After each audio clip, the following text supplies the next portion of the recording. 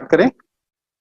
Okay then, आज का हमारा टॉपिक है थ्योरी ऑफ प्रोबेबिलिटी। और प्रोबेबिलिटी एक्चुअली क्या होता है? Probability is just a chance. That means किसी भी इवेंट के होने के कितने चांसेस है उसके रिगार्डिंग हम स्टडी कर रहे हो। और ऐसे में प्रोबेबिलिटी के रिगार्डिंग जो स्पेसिफिक टर्म्स हैं जिसके रिगार्डिंग आपका न्यूमेरिकल्स वगैरह बनते हैं, पहले उनको डिस्कस करेंगे और उसके बाद फिर हम आगे कंटिन्यू करें। और इसमें हमारे जो ऑब्जेक्टिव्स होंगे, introduction to probability, definitions, mathematical definition of probability and conditional probability, random variables क्या होता है, इनके रिगार्डिंग हम स्टडी करते हुए आगे बढ़े। चलिए स्टार्ट करते हैं। ओके,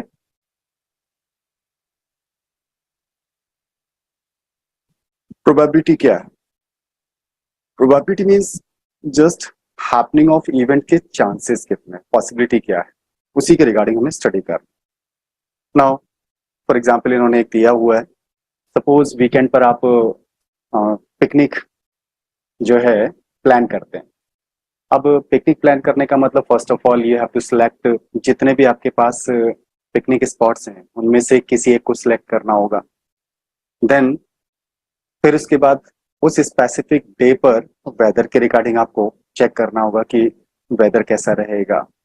नाउ अगर हम वेदर के अकॉर्डिंग बात कर रहे हैं या पिकनिक स्पॉट के अकॉर्डिंग बात कर रहे हैं, तो स्पॉट्स में आपके पास 4-5 स्पॉट्स हो सकते हैं, तो उसमें से किसी एक को सिलेक्ट करना है। दैट मीन्स ओवरऑल स्पॉट्स में से किसी एक पर्टिकुलर को सिलेक्ट करने के चांसेस हो गए। देन उस पर्टिकुलर डे में आप ट्रांसपोर्टेशन के लिए किस स्पेसिफिक मतलब ट्रांसपोर्टेशन किस पर्टिकुलर, जैसे फॉर सपोज कार, बाइक, किसके थ्रू जाना चाहते हैं, तो उसमें से आपका सिलेक्शन हो जाता है। तो ये ओवरऑल जितने भी आपके पास पॉसिबल कंडीशंस हैं, उन कंडीशंस में से आपके लिए फेवरेबल कंडीशन को सिलेक्ट करने के जो चांसेस हैं उसी को प्रोबेबिलिटी कहा जाता है। अब प्रोबेबिलिटी के अंदर जो टर्म्स यूज किए जाएंगे उनमें से एक टर्म आता है factorial. Are you known with the factorial? क्या होता है फैक्टोरियल? हेलो, चलिए जिनको क्लियर नहीं है उनको एक बार देखते हैं। अगर सपोज किसी एक नंबर का फैक्टोरियल आपको आइडेंटिफाई करना है, सपोज आप 5 का फैक्टोरियल आइडेंटिफाई कर रहे हैं, तो 5 का फैक्टोरियल आइडेंटिफाई करने के लिए क्या करेंगे? डिसेंडिंग ऑर्डर में 5 से स्टार्ट करते हुए कहां तक? 1 तक का मल्टीप्लाई, तो 4 4 3 2 एंड 1, इन सब का जो मल्टीप्लाई है यही हमारी फैक्टोरियल की वैल्यू है। नाउ फैक्टोरियल की वैल्यू को सॉल्व करने के रिगार्डिंग एक छोटा सा कॉन्सेप्ट आपको याद भी रखना होगा। दैट मीन्स सपोज फैक्टोरियल 7 को डिवाइड करना है सपोज फैक्टोरियल 5 से, तो फैक्टोरियल 5 से डिवाइड करने का मतलब इन दोनों में से जो बड़ा नंबर है इसके अंदर से अगर आप जो वैल्यू फैक्टोरियल के अंदर लिखी है उसको बाहर कॉमन निकालते हैं तो अंदर एक रिड्यूस हो जाएगा। कहां तक लेना है? 5 तक लेना है। आपने सपोज 6 को भी बाहर निकाल दिया तो that would be factorial 5।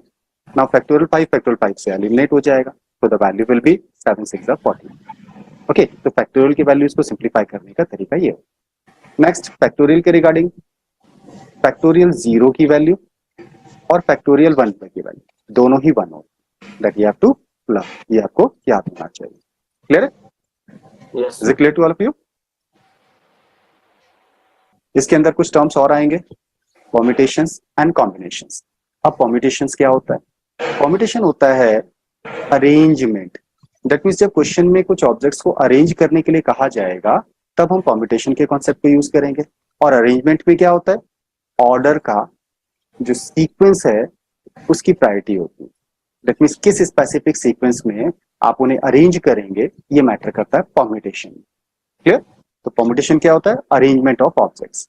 For example हमारे पास सपोज 3 ऑब्जेक्ट्स हैं और उनके names suppose A B C हैं। A B C are the names. इनमें से आपको 2 ऑब्जेक्ट्स को अरेंज करना है। तो फर्स्ट ऑफ ऑल इनमें से दो ऑब्जेक्ट्स कौन से होंगे? Let A and B. अगर ए एंड बी ऑब्जेक्ट्स हैं तो ए एंड बी ऑब्जेक्ट्स में से पहले ए को लिया जाएगा या पहले बी को लिया जाएगा, दैट विल मैटर। अगर ए को फर्स्ट ऑब्जेक्ट की तरह से आपने कंसिडर किया तो बी विल बी सेकंड, और अगर बी पहले लेते हैं तो ए को बाद में लेंगे। तो सीक्वेंस यहाँ मैटर करता है। दैट्स व्हाई अगर आपने ए बी लिया है तो ए बी एंड बी ए ये दो अलग अलग वैल्यूज है। ऐसे अगर आपने ए सी लिया है तो फिर सी ए, दो पार्ट सी हो जाते हैं। दैट मीन्स इनका सीक्वेंस मैटर करता है। और ऐसे ही अगर आप बी सी लेते हैं तो बी सी में बी को पहले रखेंगे या सी को पहले रखेंगे, ये मैटर करता है। तो दैट मीन्स बी सी अगर है तो सी बी भी इसका एक टाइप हो जाएगा। तो ओवरऑल परम्यूटेशन की वैल्यू को आइडेंटिफाई करने के लिए हमारे पास एक आइडेंटिटी होती है, फॉर्मूला होता है। परम्यूटेशन को रिप्रेजेंट करने का तरीका पी एन आर ऐसे भी लिखा जा सकता है या फिर एनपीआर करके ऐसे भी लिखा जा सकता है। इसकी वैल्यू होती है, ऊपर जो नंबर लिखा हुआ है एन, उसका फैक्टोरियल ऊपर रखेंगे और नीचे आता है एन और आर दोनों के डिफरेंस का फैक्टोरियल। तो एनपीआर की वैल्यू जाती है factorial n upon factorial n minus r. Clear? Now combination की बात करते हैं। कॉम्बिनेशन में सीक्वेंस मैटर नहीं करता, तो कॉम्बिनेशन को यूज कहां किया जाएगा? कॉम्बिनेशन यूज करते हैं जब भी हमसे किसी क्वेश्चन में सिलेक्शन कहा जाएगा, सिलेक्ट करने के लिए, दैट मीन्स ऑब्जेक्ट्स को सिलेक्ट करने के लिए कहा जाएगा, या फिर कलेक्शन के लिए कहा जाएगा, या ग्रुपिंग ऑफ ऑब्जेक्ट्स के लिए कहा जाएगा, दैट मीन्स ग्रुप बनाने के रिगार्डिंग ग्रुपिंग। अगर ऐसा कुछ भी बोलता है तो वी यूज कॉम्बिनेशन, तो हम कॉम्बिनेशन के कॉन्सेप्ट को यूज करते हैं। कॉम्बिनेशन को भी डिनोट करने का तरीका होता है total number of object n में से कितने ऑब्जेक्ट्स आपको सिलेक्ट करना, क्योंकि कॉम्बिनेशन में सिलेक्शन होता है। तो एन ऑब्जेक्ट्स में से आर ऑब्जेक्ट्स को सिलेक्ट करने को रिप्रेजेंट किया जाता है, सी एन आर करके रिप्रेजेंट किया जा सकता है, या फिर एन सी आर इस फॉर्मेट से भी रिप्रेजेंट करते हैं। और इसकी भी आइडेंटिटी होती है n c r equal to होता है ऊपर वाले नंबर का फैक्टोरियल डिवाइडेड बाय नीचे वाले नंबर का फैक्टोरियल, और इसमें दोनों का डिफरेंस, तो n माइनस आर का factorial. That's the value of NCR. Clear? तो टोटल नंबर ऑफ ऑब्जेक्ट में से कितने ऑब्जेक्ट सिलेक्ट करने हैं उसको एनसीआर से रिप्रेजेंट करते हैं, और इसकी वैल्यू होती है factorial n upon factorial r into factorial n minus r. Now permutation combination are relate to each other by formula. अब एक फॉर्मूला दिया गया, उसके थ्रू इसको रिलेट किया गया। एक्चुअली एनसीआर की वैल्यू ये होती है, जबकि एनपीआर की जो वैल्यू है, एनपीआर की वैल्यू होती है factorial n upon factorial n minus r. That is, अब अगर इन दोनों को रिलेट करें तो इसके अपॉन में फैक्टोरियल आर आ रहा है और यहाँ फैक्टोरियल आर नहीं है, तो दैट मीन्स इसे अगर हम फैक्टोरियल आर से डिवाइड कर देंगे तो ये एनसीआर के इक्वल हो जाएगा। तो that means factorial r into nCr will equal to nPr. इस तरह से एनसीआर और एनपीआर एक दूसरे से रिलेट हो जाते हैं। Clear? Now question is, in how many ways 3 pencils can be selected? और सिलेक्शन होता है कॉम्बिनेशन, दैट मीन्स 5 पेंसिल्स में से 3 पेंसिल्स को सिलेक्ट करना है। तो 5 में से 3 को सिलेक्ट करना है, तो that can be written as 5c3, और 5c3 की वैल्यू बाय द फॉर्मूला होता है फैक्टोरियल 5 अपॉन फैक्टोरियल 3, और दोनों का डिफरेंस का फैक्टोरियल, तो दैट मीन्स 5 और 3 का डिफरेंस 2 हो जाएगा। तो factorial 5 upon factorial 3 into factorial 2, इसे सिंप्लीफाई करना। ना कॉम्बिनेशन के कॉन्सेप्ट को डायरेक्टली सॉल्व करने का भी तरीका होता है। इसके लिए अगर आप 5c3 की वैल्यू को आइडेंटिफाई कर रहे हैं तो ध्यान से सुनिएगा, ऊपर 5 लिखा है और नीचे 3 लिखा है, तो 5 से डिसेंडिंग ऑर्डर में कितने टर्म्स लेने हैं वो डिपेंड करेगा नीचे वाला जो नंबर है वो ऊपर टोटल नंबर ऑफ ऑब्जेक्ट के हाफ से कम होना चाहिए, इसके हाफ से कम होना चाहिए। अगर नहीं है तो एक कॉन्सेप्ट यूज किया जाता है, that is nCr equal to nC n minus r. ये क्वांटिटी होती है हमारी, nCr is equal to nC n minus are.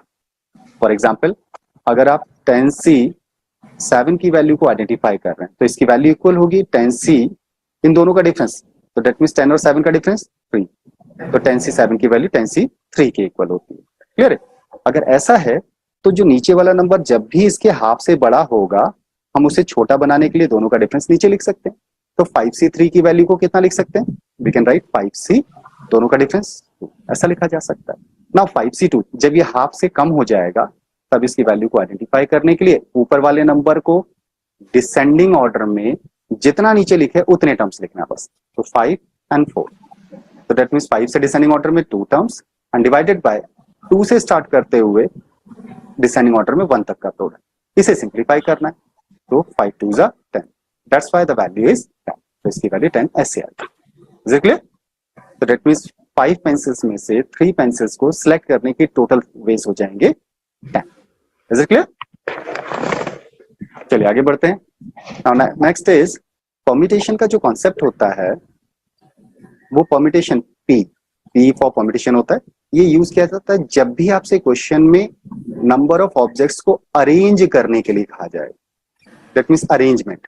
जब अरेंजमेंट होगा तो परम्यूटेशन यूज होता है, और जब सिलेक्शन होगा, सिलेक्शन, तब हम कॉम्बिनेशन के कॉन्सेप्ट को यूज करते हैं। Is it clear?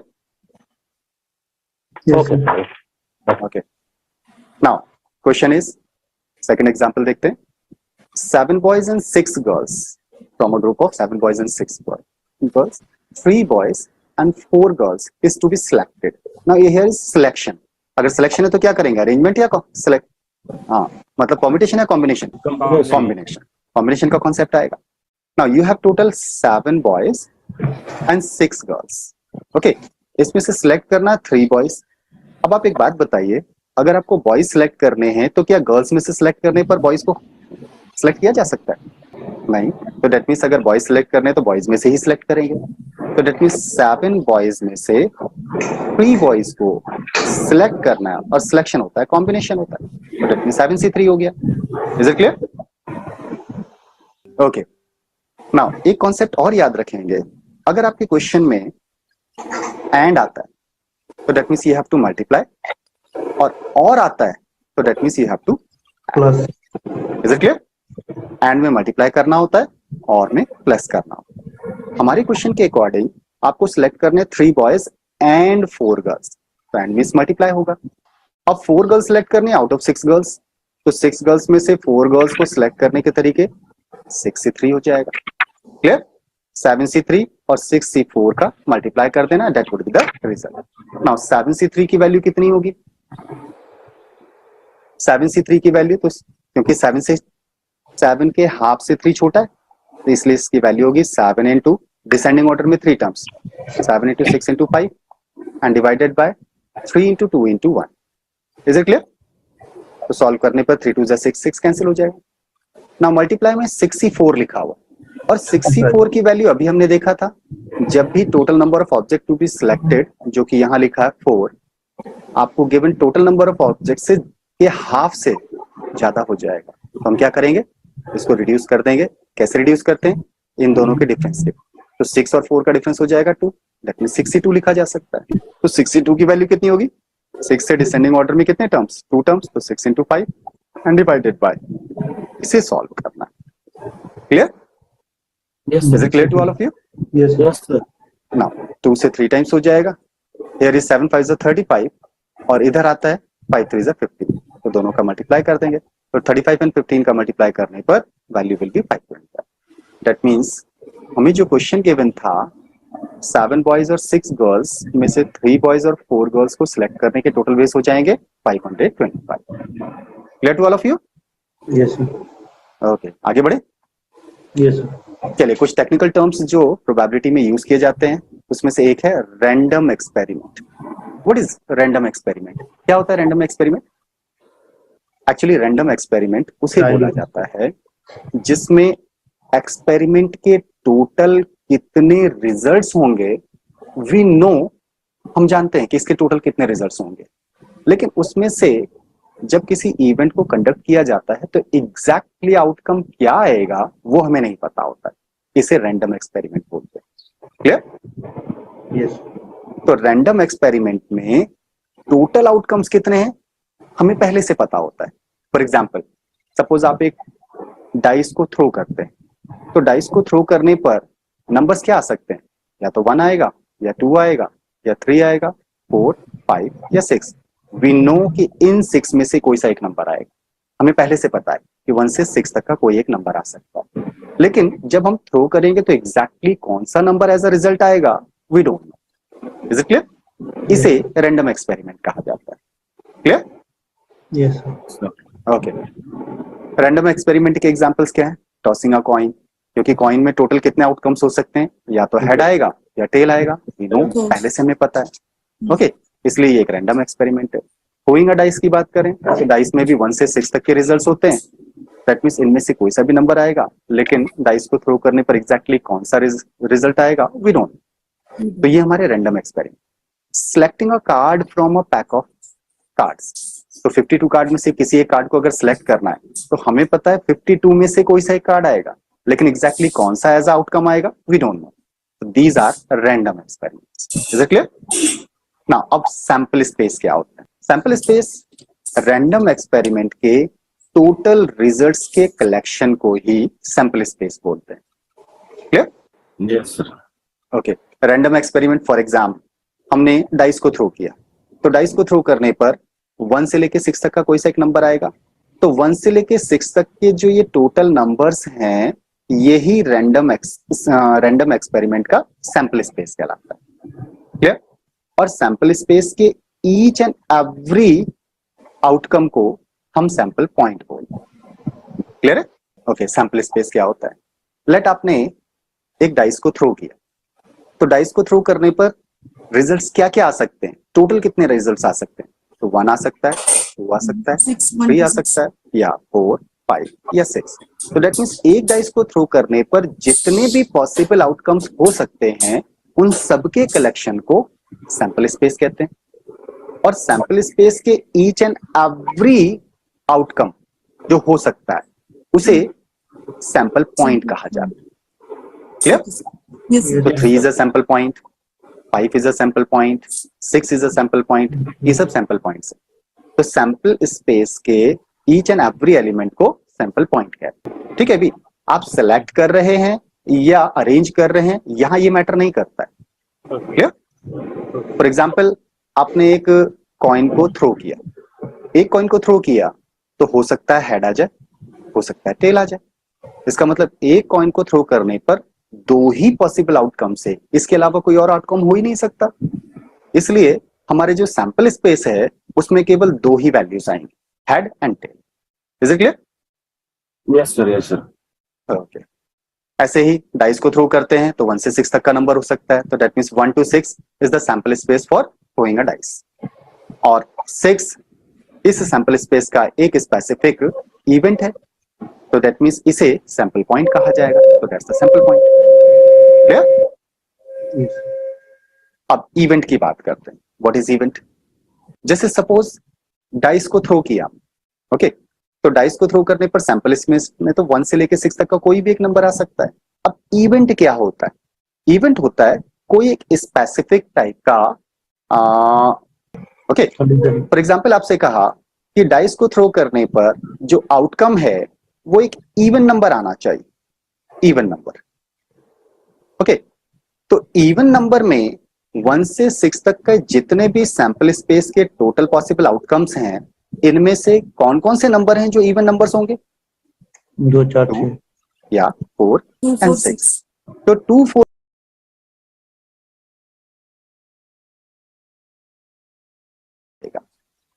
क्लियर है?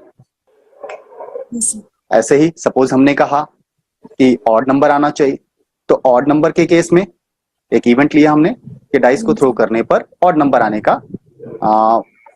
कंडीशंस बताओ। तो डाइस को थ्रो करने पर ऑड नंबर में 1, 3 एंड 5, तो ये एक स्पेसिफिक इवेंट हो गया। तो इवेंट क्या है? इवेंट है डाइस को थ्रो करने पर ऑड नंबर आने, ठीक है, डाइस को थ्रो करने पर इवन नंबर आना, दैट्स एन इवेंट। क्लियर? ये एक इवेंट है। क्लियर हो रहा है? Yes sir. अब टाइप ऑफ इवेंट्स में क्या होता है?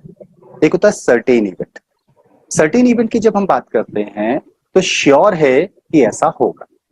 तो सर्टेन इवेंट में जैसे आपने डाइस को थ्रो किया तो हमें पता है कि 1 से 6 तक का नंबर ही आएगा।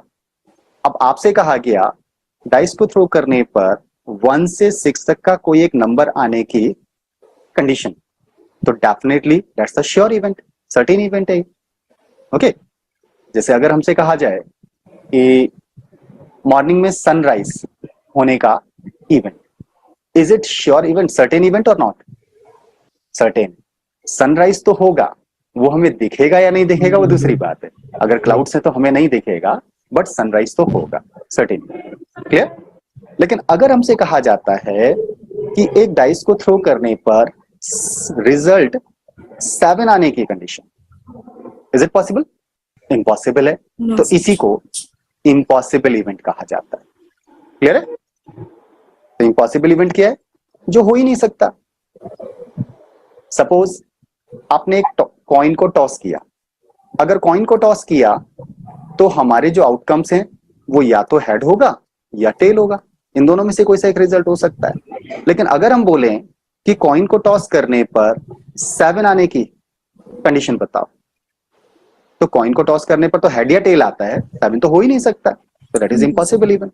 जो हो ही नहीं सकता that is impossible. Is it clear? Yes, sir. अब आता है Yes. Mutually exclusive events. What is it? देखिए, अभी हमने डाइस के रिगार्डिंग बात की थी, तो डाइस को थ्रो करने पर जो सैंपल स्पेस है वो क्या होता है? 1 2 3 4 5 एंड 6 का जो कलेक्शन है ये हमारा सैंपल स्पेस। अब सैंपल स्पेस में से एक इवन नंबर आने की जो कंडीशंस होंगी उसमें क्या आएगा? नंबर होने की, तो 2 4 एंड 6। अब एक और इवेंट लेते हैं जिसमें हम बोल रहे हैं कि ऑड नंबर आना चाहिए, तो ऑड नंबर आने की कंडीशंस क्या क्या होंगी? ओके, तो हमारे पास दो इवेंट्स हैं। एक इवेंट है इवन नंबर होने की कंडीशन और एक है ऑड नंबर। इवन नंबर के जो आउटकम्स हैं इनका और ऑड नंबर्स के आउटकम्स में कुछ कॉमन आ रहा है क्या? तो जब दो डिफरेंट इवेंट के अंदर कोई भी एक सैंपल पॉइंट कॉमन नहीं होता है तो उसी को म्यूचुअली एक्सक्लूसिव इवेंट कहा जाता है। Clear? Is it clear not? Sir. Okay, दो डिफरेंट इवेंट्स के, हाँ, दो डिफरेंट इवेंट्स के अंदर अगर एक भी वैल्यू कॉमन नहीं आ रही है तो उन्हें म्यूचुअली एक्सक्लूसिव इवेंट बोलते हैं। क्लियर है? तो अब इसे वेक्टर फॉर्मेट में डिनोट करने का तरीका होता है, इसे पाई से डिनोट करते हैं। पाई होता है नल सेट, बोलते हैं इसको, नल सेट कहा जाता है पाई। Okay, null set. अब फाई क्या होता है? दैट मीन्स एक इवेंट ले रहे हैं, बी एक इवेंट ले रहे हैं और इन दोनों के अंदर कुछ भी कॉमन नहीं आ रहा है। कॉमन नहीं आने का मतलब इनके अंदर कॉमन को बोला जाता है इंटरसेक्शन कहा जाता है। तो ए और बी के अंदर अगर कुछ भी कॉमन नहीं आ रहा है तो दैट मीन्स इसे कहा जाएगा पाई। ओके, तो दैट मीन्स जब दो डिफरेंट इवेंट्स का इंटरसेक्शन पाई होता है तो उसे म्यूचुअली एक्सक्लूसिव इवेंट कहा जाता है। Is it clear? Okay, second, next is equally likely events. What is equally likely events? अब इक्वली लाइकली इवेंट्स में जनरली इसी की बात करते हैं। हमने डाइस को थ्रो किया, इवन नंबर आने की कंडीशंस और ऑड नंबर्स आने की condition. What is equally likely? जब हम इवन नंबर की बात कर रहे हैं तो इसके अंदर आउटकम्स कितने हैं हमारे पास? 3। और ऑड नंबर की बात कर रहे हैं तो इसमें टोटल पॉसिबल आउटकम्स कितने हैं? क्लियर? तो दैट मींस इवन होने की भी 3 चांसेस हैं, ऑड होने की भी 3 चांसेस हैं, तो they are known as equally likely. Clear? मतलब इसमें भी 3 में से कोई सा एक रिजल्ट आएगा और इसमें भी 3 में से कोई सा एक रिजल्ट आएगा, तो डेफिनेटली ये दोनों इक्वली लाइकली इवेंट्स हो जाते हैं। क्लियर? किसी को नहीं समझ में आया तो बोलिए। अब जैसे डाइस को थ्रो करें तो कोई सा भी एक नंबर आने की बात करें तो 6 टोटल आउटकम्स हैं, इनमें से कोई सा भी एक नंबर आने के इक्वल चांसेस हैं। 1 आने के उतने ही चांस हैं जितने 2 आने के चांसेस हैं, इतने ही चांसेस 3 आने के भी हैं, इतने ही 4 के और इतने ही 5 के और इतने ही 6 के। तो that means they are equally likely outcomes. Clear? Exhaustive events. What is exhaustive events? हमने कहा डाइस को थ्रो करने पर इवन आने के जो आउटकम्स हैं वो होता है 2 4 एंड 6। एंड सेकेंड इवेंट हम कंसिडर कर रहे हैं ऑड नंबर आने के आउटकम्स। तो ऑड के आउटकम्स होते हैं 1 3 and 5। Clear? Now even number आने का एक फर्स्ट इवेंट ले लेते हैं, लेट इसको E1 से डिनोट किया, और ऑड नंबर आने के इवेंट को हम E2 से डिनोट कर रहे हैं। ये दो डिफरेंट इवेंट्स हो गए। अगर दो डिफरेंट इवेंट्स के आउटकम्स को मिला देने पर, दैट मीन्स इनको मिलाकर सैंपल स्पेस बन जाता है, दैट मीन्स सैंपल स्पेस के सारे एलिमेंट्स इन दोनों के अंदर इंक्लूड हो जाते हैं, तो they are known as exhaustive events. Clear? Is it clear not? देखिए ऑड नंबर में 1 3 5 आ रहा है और इवन नंबर में 2 4 6 आ रहा है। अगर हम इन दोनों को मिक्स करें, मिक्स का मतलब होता है यूनियन करना, ओके, मिक्स करना, तो वो यूनियन होता है। तो ए यूनियन बी की बात कर रहे हैं, तो यूनियन में क्या होता है, दोनों के एलिमेंट्स को कंबाइन करना। तो 1 भी लेंगे इसके अंदर, 2 भी लेंगे, 3 4 5 एंड 6, तो इसके अलावा तो कोई और एलिमेंट नहीं आएगा। तो इनको मिलाने पर जो ओवरऑल कलेक्शन आया वो सैंपल स्पेस के इक्वल है। तो जब भी दो डिफरेंट इवेंट्स का यूनियन सैंपल स्पेस के इक्वल हो जाता है तो उसी को एग्जॉस्टिव इवेंट्स कहा जाता है। क्लियर? नेक्स्ट आता है कॉम्प्लीमेंट्री इवेंट्स। कॉम्प्लीमेंट्री इवेंट्स क्या होते हैं? कॉम्प्लीमेंट्री इवेंट्स में होता है, सपोज हमने कहा इवन नंबर आने की probability on throwing a dice, तो डाइस को थ्रो करने पर इवन नंबर होने के 2 4 और 6, ये 3 आउटकम्स होंगे। अब इवन नंबर नहीं होने का, even number, not even number की कंडीशन क्या होगी?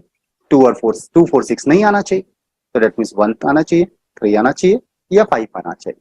तो दैट मीन्स नॉट इवन की जो कंडीशन है वो इवन की कॉम्प्लीमेंट्री कंडीशन।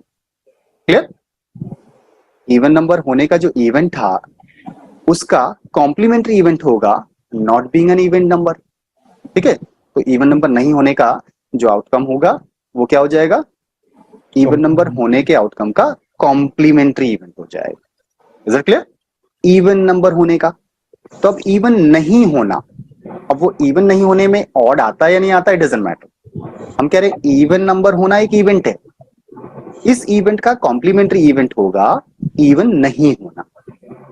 ओके ओके, अब कॉम्प्लीमेंट्री इवेंट्स के केस में A is an event in sample space S, then the non-occurrence event of A is complementary of event of A.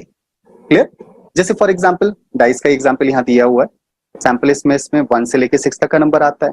एक कोई इवेंट लिया गया जिसमें 1 और 2 आने के कंडीशंस को रखा गया, तो 1 और 2 नहीं आने की condition that is complementary event of A.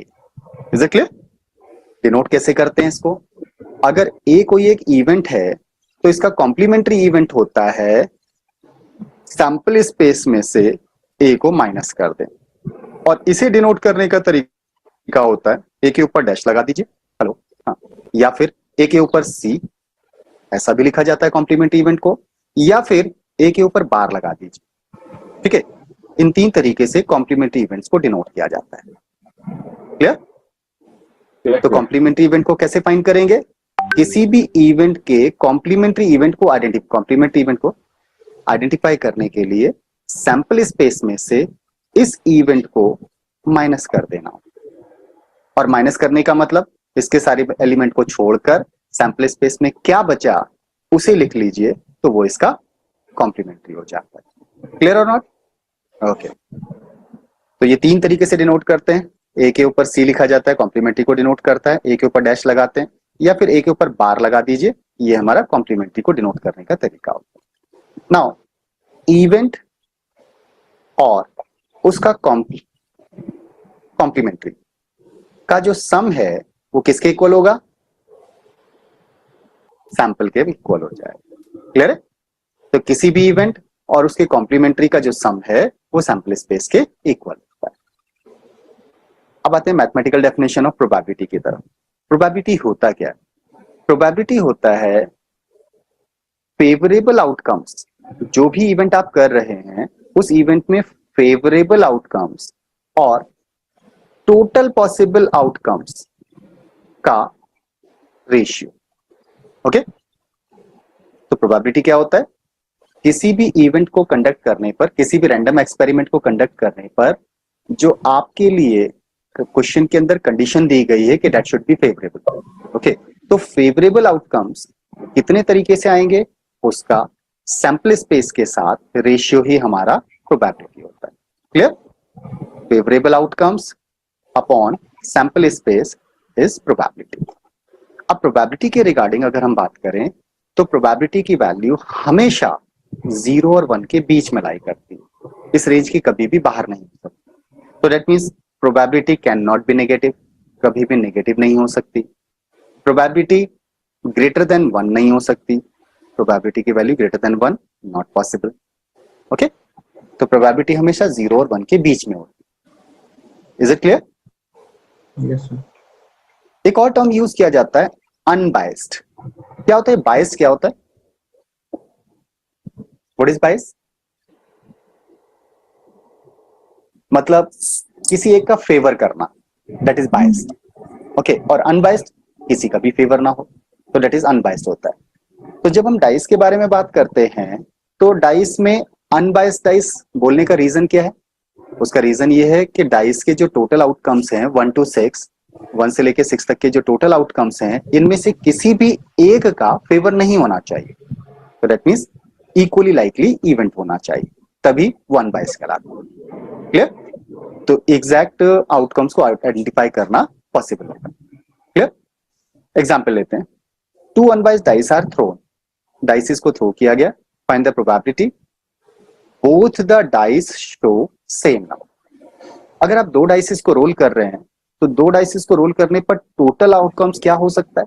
देखो, फर्स्ट डाइस और सेकंड डाइस के आउटकम्स के बारे में बात कर रहे हैं। अगर फर्स्ट डाइस पर 1 आ रहा है तो सेकंड डाइस पर 1 से लेके 6 तक का कोई भी नंबर आ सकता है। इसी तरह से अगर फर्स्ट डाइस पर 2 आता है तो सेकंड डाइस पर 1 से लेके 6 तक का कोई भी नंबर हो सकता है, एंड सो ऑन। तो इस तरह से 2 डाइसिस के टोटल आउटकम्स कितने होंगे? तो इसके लिए आपको छोटा सा कॉन्सेप्ट याद रखना होगा। 1 डाइस के टोटल आउटकम्स कितने होते हैं? 6। टोटल आउटकम्स इसके होते हैं 6, दैट इज इक्वल टू 6। अब सपोज आपके डाइसिस बढ़ गए, एन डाइसिस हो गए, तो एन डाइसिस के टोटल आउटकम्स कितने हो जाएंगे? हाँ, एक डाइस के जितने भी रिजल्ट्स हैं उसके एक्सपोनेंट में नंबर ऑफ डाइसिस को प्लेस कर दो, तो दैट मींस एन डाइसिस के टोटल आउटकम्स कितने हो जाएंगे? 6 टू द पावर n हो जाएगा। Is it clear? तो ऐसे में अब 2 डाइसिस के रिगार्डिंग जब हम एक्सपेरिमेंट कर रहे हैं तो 2 डाइसिस के टोटल आउटकम्स कितने होंगे? 6 स्क्वायर, दैट मींस 36। इसलिए टोटल आउटकम्स हमारे कितने हैं यहाँ पर? 36 आउटकम्स होंगे। Is it clear? Yes, sir. तो सैंपल स्पेस के आगे इधर से जो नंबर लिखा गया है दैट डिनोट्स कि सैंपल स्पेस में टोटल कितने एलिमेंट्स हैं, तो दैट इज 36 हो जाएगा। तो number of elements in sample space is 36। Clear? तो टोटल आउटकम्स हमारे कितने हो गए? 36 हो जाएगा। अब कंडीशन ये है, जो हमारा क्वेश्चन था that was both the dice show same number. तो सेम नंबर क्या क्या हो सकता है? 1 1 हो सकता है, 2 2 हो सकता है, 3 3, 4 4, 5 5 एंड 6 6। तो दैट मींस हमारी कंडीशन को सेटिस्फाई करने वाली टोटल आउटकम्स कितने? 6। तो दैट मींस फेवरेबल कंडीशंस कितनी हो गई हमारी? 6। एंड टोटल पॉसिबल आउटकम्स कितने हैं? वो तो सैंपल स्पेस के इक्वल होता है, तो that is 36। So the probability will be favourable outcomes upon total possible outcomes, that is 6 upon 36। Simplify करने पर 1/6 हो जाएगा। Is it clear? Yes, sir. इसी क्वेश्चन का सेकंड पार्ट है। First dice shows 6, first dice पर 6 आना चाहिए, लेकिन सेकंड डाइस पर क्या रिजल्ट आएगा ऐसा तो कुछ नहीं बोला गया। तो फर्स्ट डाइस पर 6 आने के लिए हमारे पास टोटल कंडीशंस ये बनती है। फर्स्ट डाइस पर 6 है, सेकंड पर 1 से लेके 6 तक का कोई भी नंबर हो सकता है। तो कितनी कंडीशंस है जिसमें फर्स्ट डाइस पर 6 आ रहा है? 6। इसका मतलब फेवरेबल आउटकम्स कितने हो गए हमारे? 6। एंड टोटल पॉसिबल आउटकम्स की बात करें तो दैट मींस 2 डाइसिस को रोल करने पर टोटल 36 आउटकम्स होते हैं। तो the probability should be 6 upon 36। That's why यहां पर भी प्रोबेबिलिटी फाइंड करने की कंडीशन 1/6 हो गया। सर ये जो हाँ। जो आउटकम्स लिख रहे हैं वो पूरा क्वेश्चन बनाते समय पूरे आउटकम्स लिखने पड़ेंगे? नहीं, जरूरत नहीं लिखना है। इसके लिए मैंने आपसे कहा कैसे? कि 2 डाइसिस को रोल करने पर टोटल आउटकम्स कितने आते हैं? 36 आते हैं। 36। क्लियर? अब इस 36 में से आपकी कंडीशन को सेटिस्फाई करने वाली कौन सी कंडीशन है वो आपको मतलब ड्रॉ करनी पड़ सकती है, क्योंकि आपसे कहा था जैसे, हाँ बोलिए। मान लीजिए है फर्स्ट डाइस तो 6, तो मुझे ये आउटकम ऊपर में लिखे हुए हैं वो पूरे लिखने पड़ेंगे तभी पता चलेगा ना? नहीं, ये सारे नहीं लिखने हैं। जब हम सैंपल स्पेस की बात करते हैं तो सैंपल स्पेस में टोटल आउटकम्स कितने आएंगे इसको आइडेंटिफाई करने के लिए डाइस के अकॉर्डिंग एक डाइस के टोटल रिजल्ट 6 होते हैं और 2 डाइस को रोल कर रहे हैं तो 6 का स्क्वायर, तो दैट मींस 36 आउटकम्स होंगे। Is it clear? तो that means total possible outcomes हमारे कितने हो गए? 36 हो गया। तो ये ड्रॉ करने की जरूरत तो हमें नहीं पड़ी। नहीं। अब आते हैं, हाँ अब आते हैं फेवरेबल कंडीशन की तरफ। तो फेवरेबल कंडीशन के लिए क्वेश्चन देखा जाता है। क्वेश्चन में कह रहा है फर्स्ट डाई शो 6। तो अब इसको आप ड्रॉ इजीली कर सकते हैं क्योंकि फर्स्ट डाइस पर अगर आपको 6 चाहिए तो फर्स्ट पर तो 6 फिक्स हो गया और सेकंड डाइस पर 1 आ सकता है, 2 आ सकता है, 3 आ सकता है, 4, 5 और 6। तो कितनी कंडीशंस बनेंगी? 6। तो दैट मींस फेवरेबल आउटकम्स का जो टोटल नंबर है वो कितना हो गया? 6 हो गया। क्लियर?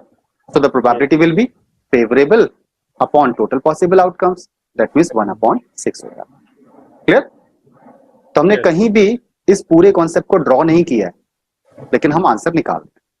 क्लियर है? ओके, नेक्स्ट है the total of 2 numbers on the dice is 8। अब इसके लिए कॉन्सेप्ट आपको थोड़ा सा याद रखना होगा तब आप क्वेश्चन को इजीली सॉल्व कर पाएंगे क्योंकि जब भी सम ऑफ डाइसिस के रिगार्डिंग अगर कोई क्वेश्चन पूछता है तो जनरली 2 डाइसिस के रिगार्डिंग ही क्वेश्चन होगा। और 2 डाइसिस में सम कितना हो सकता है? सम ऑफ 2 डाइसिस मिनिमम सम क्या हो सकता है? 2। 2 से छोटा सम तो हो ही नहीं सकता, तो that means minimum sum can be 2। Okay, तो हम सम की बात कर रहे हैं तो सम 2 होगा मिनिमम। और इसके टोटल आउटकम्स कितने होंगे? टोटल आउटकम्स 36 कितने होंगे? नहीं, सम 2 होने के कितने कंडीशंस बनेंगे? हाँ, एक ही होगा। एक ही होगा डेफिनेटली। ठीक है, फर्स्ट डाइस पर भी 1 आना चाहिए और सेकंड डाइस पर भी 1 आना चाहिए, तो दैट मींस एक ही कंडीशन बनी। तो हमें टोटल कितनी कंडीशंस हैं जो हमारे सम आने की बनेंगी उसको याद रखना होगा, अदरवाइज ड्रॉ करने में टाइम लग जाएगा। क्लियर है ना? तो अब इसे याद कैसे रखेंगे? देखिए, याद रखने का बहुत आसान तरीका है। आप सम 2 से लेके कहां तक आ सकता है ये तो आपको पता है, तो मैक्सिमम सम कितना हो सकता है? 12 हो सकता है। मैक्सिमम सम 12 हो सकता है। 12 से बड़ा सम तो नहीं होगा, तो दैट मींस 2 to 12 हमारे टोटल सम्स बन सकते हैं। क्लियर है? अगर सम 2 हो रहा है तो उसका एक पॉसिबल आउटकम होगा। ऐसे ही सम 3 होने के कितने आउटकम्स होंगे? 4 के, 5, 6, 7, 8, 9, 10, 11 एंड 12 कि कितने आउटकम्स होंगे इसको आप याद रख सकते हैं बहुत आसानी से। कैसे याद रखेंगे जरा इसको देखें। फॉर एग्जाम्पल देखिए, ध्यान रखिएगा कैसे याद रखना है। 2 से लेके 7 तक के आउटकम्स का सम, 2 डाइसिस को रोल करने पर दोनों डाइसिस के रिजल्ट्स का सम 2 से 7 होने की टोटल नंबर पॉसिबल कंडीशंस को याद रखने के लिए जो भी आप सम ले रहे हैं उससे जस्ट एक कम कर दीजिए, जस्ट एक कम। तो दैट मींस 3 होने के कितने केसेस? 2। 4 होने के कितने केस होंगे? 3। 5 होने के कितने केसेस होंगे? 4। 6 होने के कितने केस होंगे? 5 और 7 होने के 6। यहां तक बस ऐसा करना। दैट मींस 2 to 7 अगर सम बोलता है कभी भी 2 डाइसिस के रिजल्ट्स का तो उसके टोटल फेवरेबल कंडीशंस कितनी बनेगी? जो भी नंबर है उससे जस्ट एक रिड्यूस कर देना। क्लियर यहां तक? यस। क्लियर? अब बात करते हैं कि सम 7 से बड़ा 8, 9, 10, 11, 12 इनमें से कोई सा एक सम आने की कितने की कंडीशंस होंगी इसके बारे में बात कर रहे हैं। ओके, तो सम 8 होने के, 9 होने के, 10 होने के, 11 या 12 होने की कितनी कंडीशंस होंगी इसको फाइंड करने के लिए 13 में से जो सम है उसे माइनस कर दो। 13 में से सम को माइनस कर दो। क्लियर? 13 कौन सा है? हाँ, 13 में से। अब ये याद रखिएगा, अभी डिस्कस करते हैं हम उसको, अभी डिस्कस करते हैं उसको। तो 13 सम में से जो आपका सम चाहिए 13 में से सम को माइनस करें तो 13 में से 8 माइनस करने पर कितना हो जाएगा? 5. 5. दैट मीन्स सम 8 आने के 5 कंडीशंस बनेंगे. 9 को 13 में से माइनस करें कितना आएगा? 4. 4. 10 माइनस करेंगे 3. 3. 11 माइनस करेंगे 2 और 12 को माइनस करेंगे तो 1 आएगा. अब ये तो आपको भी पता है कि 12 सम कब आएगा? जब दोनों डाइसेस पर 6 6 होगा. तो दैट मीन्स इसकी कितनी कंडीशंस होती है? एक ही होती है ना. इसका मतलब 12 होने की केवल एक ही कंडीशन है.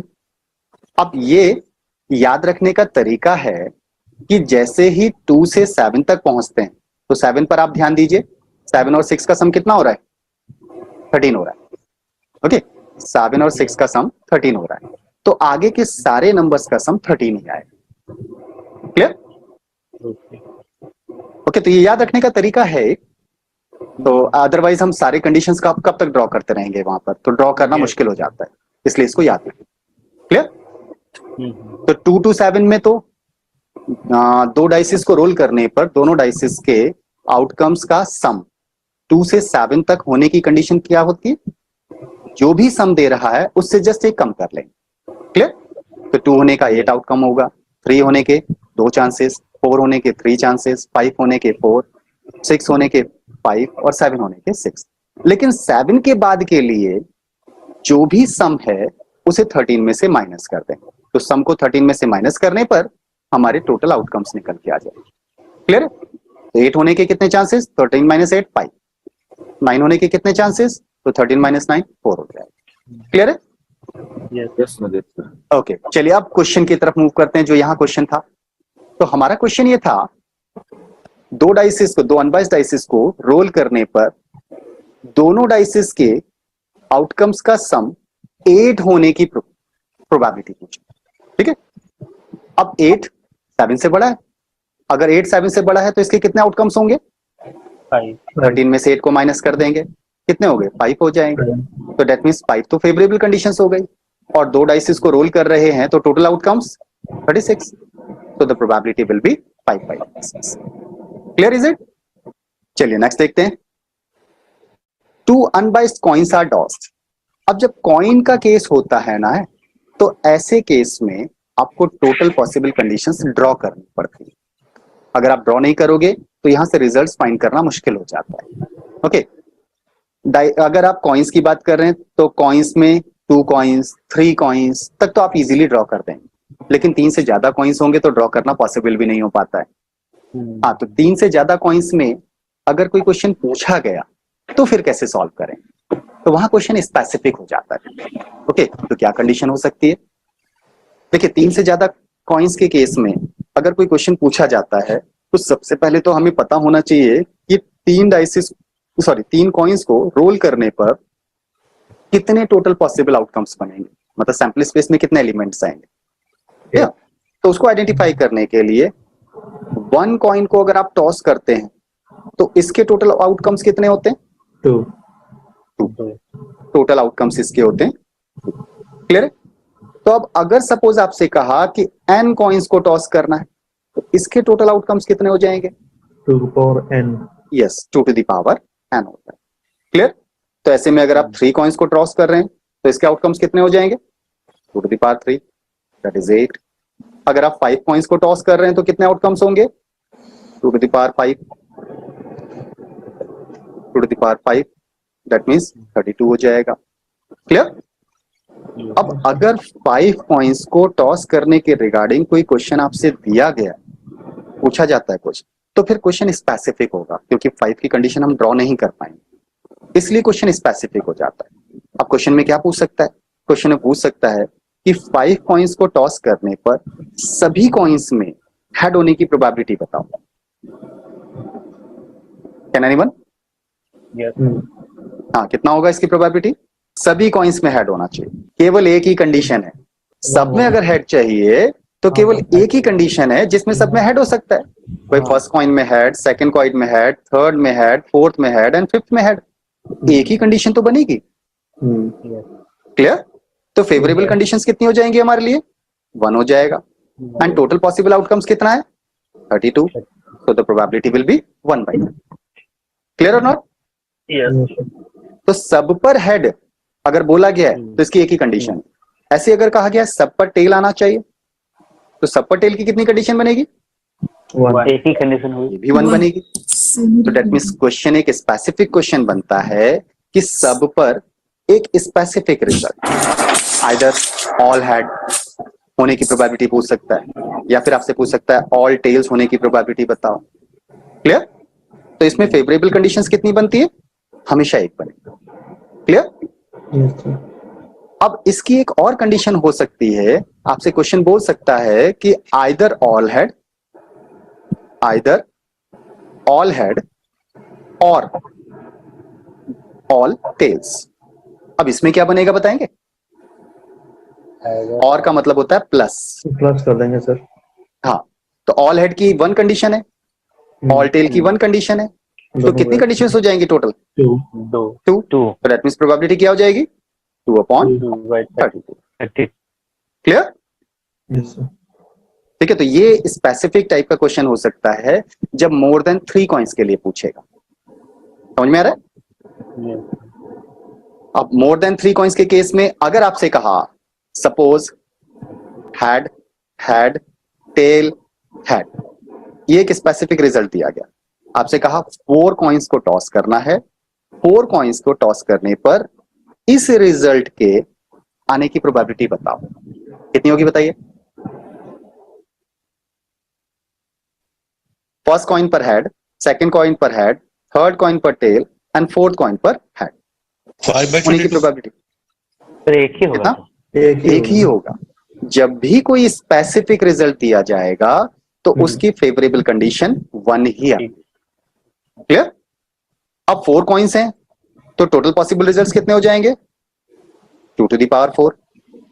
16। So the probability will be favorable conditions upon total possible conditions. So that is 1/16. 16। Clear? Clear to everyone? Yes sir. Okay. चलिए अब इसको थोड़ा सा जो क्वेश्चन दिया गया है उसकी तरफ मूव करते हुए देखें। Just a minute, I have to rub it.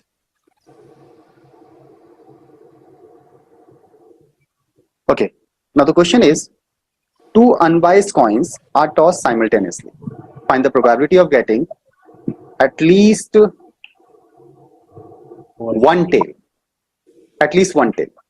एक टेल आने की प्रोबेबिलिटी क्या होगी? That you have to identify.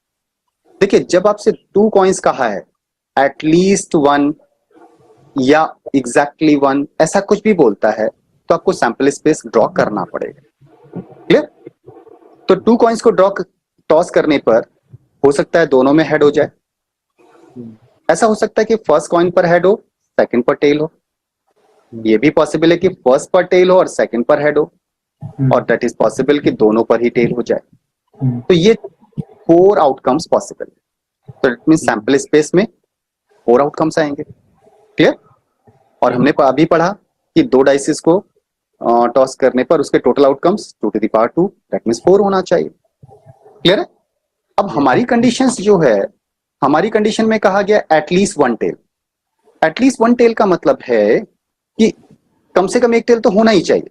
तो एक टेल की कंडीशन ये है, एक टेल की कंडीशन ये है, और एटलीस्ट वन का है तो एक से ज्यादा टेल भी हो सकते हैं। तो दैट मींस हमारी रिक्वायरमेंट को फुलफिल करने वाली कितनी कंडीशंस हैं? 3। तो फेवरेबल आउटकम्स कितना हो गया? 3 हो गया। And upon total possible outcomes, तो टोटल कितनी कंडीशंस बन रही हैं? 4। So the probability will be 3/4. Is it clear? Yes. अब इसने कहा था कि एटलीस्ट वन टेल, तो कम से कम एक टेल तो होना चाहिए। तो दैट मींस हम कौन सी कंडीशन को छोड़ेंगे? जिसमें एक भी टेल नहीं है उसे छोड़ देंगे। हाँ, तो इस कंडीशन को छोड़ देंगे। ठीक है? तो एटलीस्ट वन जब भी बोला तो उस केस में जो फेवरेबल है उसका रिवर्स देख लेते हैं, क्योंकि इतना चेक करना मुश्किल हो जाता है। फॉर एग्जाम्पल, लेट एग्जाम्पल में लेते हैं, हम 3 कॉइन्स को टॉस कर रहे हैं। तो 3 कॉइन्स को टॉस करने पर जो इसके आउटकम्स आएंगे बताएंगे क्या होगा? हो सकता है तीनों हेड हो जाएं। पॉसिबल है कि स्टार्टिंग के 2 हेड, लास्ट टेल हो। यस। टेल मिडिल वाला भी हो सकता है और टेल फर्स्ट वाला भी हो सकता है। क्लियर? अब 2 टेल्स भी पॉसिबल है। ओके? टू टू द और ये जो हेड है ये मिडिल भी हो सकता है और हेड फर्स्ट वाला भी हो सकता है और हो सकता है तीनों टेल्स हो। Is it clear? तो Yes, तीन कॉइन्स को टॉस करने पर ओवरऑल पॉसिबल आउटकम्स हमारे कितने बने? 2 to the power 3 that is equal to 8। 8 होना चाहिए। 1 2 3 4 5 6 7 8। क्लियर? अब अगर आपसे बोलता है कि at least one head, at least one head, तो एटलीस्ट वन हेड बोल रहा है तो डेट मीन्स आपको हेड वाली तो सारी कंडीशन चाहिए। कौन सा नहीं चाहिए? तीनों टेल्स वाला। तो तीनों टेल्स की तो एक ही कंडीशन है, ये नहीं चाहिए। तो 8 में से एक निकाल देंगे, कितना बचेगा? 7। तो that means total possible outcomes, total favourable outcomes कितने हो जाएंगे? 7 upon total possible outcomes 8। So at least one head होने की प्रोबेबिलिटी कितनी हो गई? 7। Is it clear? देखिए अब यहाँ कंडीशन क्या क्या बन सकती है, जरा उसको 3 कॉइन्स के रिगार्डिंग स्टडी कर लेते हैं। ठीक है, तो 3 कॉइन्स में क्या क्या पूछ सकता है? 3 कॉइन्स में पूछ सकता है exactly one head, exactly one head होने की प्रोबेबिलिटी।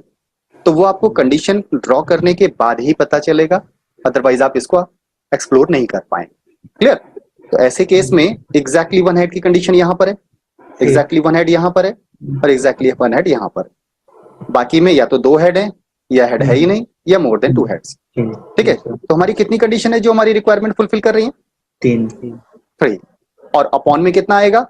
8, क्योंकि टोटल पॉसिबल आउटकम से 8 है। सो 3 हेड होने की प्रोबेबिलिटी कितनी हो जाएगी? 3/8। Is it clear? ओके, अगर आपसे बोलता है एग्जैक्टली 2 हेड, एग्जैक्टली 2 हेड की कंडीशन कितनी होंगी? 1 2 3 है। एग्जैक्टली 2 हेड यहां आ रहा है, यहां आ रहा है और यहां पर आ रहा है। तो कितनी कंडीशन है? 3। तो 3/8 हो जाए। क्लियर? अगर क्वेश्चन बोलता है एटलीस्ट 2 हेड, तब क्या होगा? 4। एटलीस्ट 2 हेड, कम से कम 2 हेड होने चाहिए। तो 2 हेड 2 हेड 2 हेड, एटलीस्ट 2 कहा है तो 2 से ज्यादा भी हो सकते हैं। दैट मीन्स ये भी आ जाएगा। तो कितना हो जाएगा? 4/8 हो जाएगा। क्लियर है?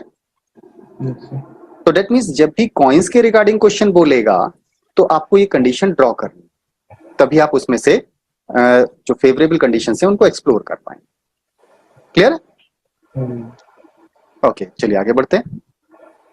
अब आपसे कहा है इसी का सेकंड पार्ट में majority of heads. What is majority of head? मतलब हेड्स ज्यादा होने चाहिए। तो हेड्स ज्यादा होने की कितनी कंडीशन होंगी? अगर आप 2 कॉइन्स को टॉस कर रहे हैं, अगर आप 2 कॉइन्स को टॉस कर रहे हैं तो मेजॉरिटी ऑफ हेड होने का मतलब है 2 head. Majority of head. What it means? दोनों में हेड है। एटलीस्ट 2 मैक्सिमम कितना हो सकता है? हाँ, मैक्सिमम मेजॉरिटी ऑफ हेड होना चाहिए। तो देखिए 2 कॉइन्स के केस में हमने कंडीशन यहां ड्रॉ की हुई है, that is clear. Majority head की होनी चाहिए, टेल की नहीं, तो ये कंडीशन तो नहीं आएगी। 1 आएगा इसमें। और ज्यादा हेड होने चाहिए, यहां तो इक्वल हैं तो ये कंडीशन भी नहीं लेंगे। इसमें भी इक्वल हैं, ये भी नहीं लेंगे। हेड की मेजॉरिटी इसी में है केवल, तो प्रोबेबिलिटी शुड बी 1/4। 1 क्लियर? ये एक्चुअली गलत लिखा हुआ है यहाँ पर, ये होना चाहिए। क्लियर है? हाँ, अगर बोलता एटलीस्ट 1 टेल, एटलीस्ट 1 टेल, तो कंडीशन क्या होता? एटलीस्ट 1 टेल में क्या होता बताइए? 3/4। हाँ, एक टेल होना तो चाहिए, कम से कम एक टेल तो आना ही चाहिए। तो एटलीस्ट 1 टेल का मतलब है कि एक टेल तो होना ही चाहिए। तो कौन सी कंडीशन छूट जाएगी? ऑल हेड्स की कंडीशन छूट जाएगी। तो दैट मींस 3/4। क्लियर है? वापस सही, वापस समझाओ ना, नहीं आया समझ। क्या चीज नहीं समझ में आया बताइए? मेजॉरिटी ऑफ हेड, ये नहीं समझ में आया। हाँ, हेलो, जी मेजॉरिटी ऑफ हेड नहीं क्लियर हुआ या फिर एटलीस्ट 1 टेल वाली कंडीशन नहीं क्लियर हुई? Majority of heads. Majority of head, चलिए उसको देखते हैं। जब हम मेजॉरिटी ऑफ हेड की बात कर रहे हैं, 2 कॉइन्स को टॉस करना है, तो 2 कॉइन्स की total possible condition both head. First head second tail, first tail second head और both of tail. Total 4 conditions होती हैं। हमारे क्वेश्चन में है मेजॉरिटी ऑफ हेड। अगर मेजॉरिटी ऑफ हेड चाहिए तो डेट मींस हेड्स ज्यादा होने चाहिए टेल के कंपैरिजन में। ओके, तो जिसमें हेड है ही नहीं वो कंडीशन तो हो ही नहीं सकती। हेड की काउंटिंग टेल के कंपैरिजन में ज्यादा होनी चाहिए। यहां तो इक्वल है तो ये भी नहीं ले सकते, यहां इक्वल है ये भी नहीं ले सकते, तो हेड की काउंटिंग ज्यादा होनी चाहिए। केवल एक ही कंडीशन होती है, तो that means just one condition है जो हमारी कंडीशन को फुलफिल कर रही। तो डेट मींस फेवरेबल कंडीशन 1 हो जाता है, और 2 कॉइन्स को टॉस करने पर टोटल आउटकम्स तो 4 आता है, so the probability will be 1/4. Is it clear? Actually इसका सॉल्यूशन नीचे लिखा हुआ है, that is this one. Is it clear? Yes, sir. Okay. चलिए नेक्स्ट एग्जांपल देखते हैं। A bag contains 10 white, 11 black balls. If 2 balls are drawn simultaneously from the bag, find the probability of getting both white balls. चलिए अब देखें आपको balls कितनी draw करनी है, 2, और बैग के अंदर टोटल बॉल्स कितनी है 21। तो 21 में से 2 बॉल्स को सिलेक्ट करना है, तो सिलेक्शन तो कॉम्बिनेशन होता है, तो that means total possible outcomes हमारे कितने हो गए 21C2 हो जाएगा। 21 यही हमारा सैंपल स्पेस बनेगा। Is it clear? ठीक है, अब बात करते हैं फेवरेबल आउटकम्स की। फेवरेबल आउटकम्स क्या होगा? कंडीशन क्या है? Both white. वाइट। अगर बोथ वाइट चाहिए तो वाइट में से सिलेक्ट करने पर ही आएगी, ब्लैक में से वाइट तो नहीं आ सकती। इसका मतलब 2 बॉल सिलेक्ट करनी है और दोनों वाइट चाहिए तो वाइट में से सिलेक्ट करेंगे। वाइट हमारे पास 10 है, तो 10 में से 2 बॉल सिलेक्ट करनी है, सिलेक्शन 10C2 कॉम्बिनेशन होता है, दैट मींस 10C2 हो जाएगा। तो फेवरेबल आउटकम्स 10C2 है and total possible outcomes 21C2। तो प्रोबेबिलिटी कितनी हो जाएगी? Favourable outcomes upon total possible outcomes. Is it clear? Now 10C2 और 21C2 की वैल्यूज को कैसे आइडेंटिफाई करेंगे? देखिए अभी मैंने आपसे कहा था कि जब भी कॉम्बिनेशन का कॉन्सेप्ट हो तो नीचे वाला नंबर ऊपर वाले नंबर के हाफ से कम होना चाहिए, वो कंडीशन है। तो फाइंड करने के लिए 10 से डिसेंडिंग ऑर्डर में 2 टर्म्स लेंगे, तो 10 into 9 and divided bye 2 into 1। अब डिनोमिनेटर की बात करें तो 21 के हाफ से कम है, तो 21 से डिसेंडिंग ऑर्डर में 2 टर्म्स, तो 21 into 20 डिवाइडेड बाय 2 into 1। तो 2 into 1 तो एलिमिनेट हो गया हमारा। इसे सिंप्लीफाई करेंगे 10 से 2 टाइम्स हो जाएगा, 3 से 3 times and 3 7s are, so that would be 3 upon 7 2s are 14. That should be the probability. 3 upon 14 जिसको डेसिमल में कन्वर्ट करेंगे तो that would be the value. Is it clear? Yes, sir. Okay, चलिए आगे बढ़ते हैं फिर। But अब कॉइन की बात करते हैं। जब आप एक कॉइन को टॉस करते हैं तो या तो हेड आता है या टेल आता है, तो एक कॉइन के आउटकम्स कितने हैं 2। और जब आप 2 कॉइन्स को टॉस करते हैं तो 2 कॉइन्स में दोनों हेड हो सकते हैं, फर्स्ट पर हेड सेकंड पर टेल, फर्स्ट पर टेल सेकंड पर हेड, और दोनों टेल्स भी हो सकते हैं। अब कितने रिजल्ट्स हो गए 4। तो 4 कैसे आया? 2 का स्क्वायर करने से आया। क्लियर? तो दैट मींस 2 कॉइन्स को जब हम टॉस कर रहे हैं तो आउटकम्स बनता है 2 स्क्वायर। तो दैट मींस 3 कॉइन्स को टॉस करेंगे तो कितना आएगा 2 क्यूब हो जाएगा। 10 कॉइन्स को टॉस करेंगे तो 2 to the power 10 हो जाएगा। Is it clear now? 10C2 को सॉल्व कैसे किया? देखिए अगर आप बाय द फॉर्मूला करते हैं तो फॉर्मूला होता है एनसीआर का। एनसीआर इक्वल टू होता है factorial n upon factorial r into factorial n minus r. ये हमारा फॉर्मूला होता है, लेकिन फॉर्मूले को लगाने में कैलकुलेशन ज्यादा करनी पड़ती है। इसलिए कॉम्बिनेशन का जब भी कॉन्सेप्ट आएगा तो हम केवल 2-3 छोटी छोटी बातें याद रखेंगे। इनमें से पहली बात तो ये जो नीचे वाला नंबर है वो 10 के हाफ से छोटा होना चाहिए। ये नंबर 10 के हाफ से छोटा होना चाहिए।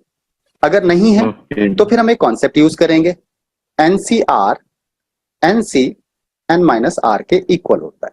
हम इस कॉन्सेप्ट को यूज करेंगे। देखिए अगर बाय फॉर्मूला अगर हम देखें तो जैसा इन्होंने एक्सप्लेन किया, I was listening that, suppose आपसे कहा 10C3 की वैल्यू आइडेंटिफाई करने, तो 10C3 की वैल्यू को आइडेंटिफाई करने के लिए बाय द फॉर्मूला ऊपर वाले नंबर का फैक्टोरियल होता है, नीचे वाले नंबर का फैक्टोरियल नीचे लिखते हैं, और इसी के इनटू में आता है 10 और 3 के डिफरेंस का फैक्टोरियल, ये आता है।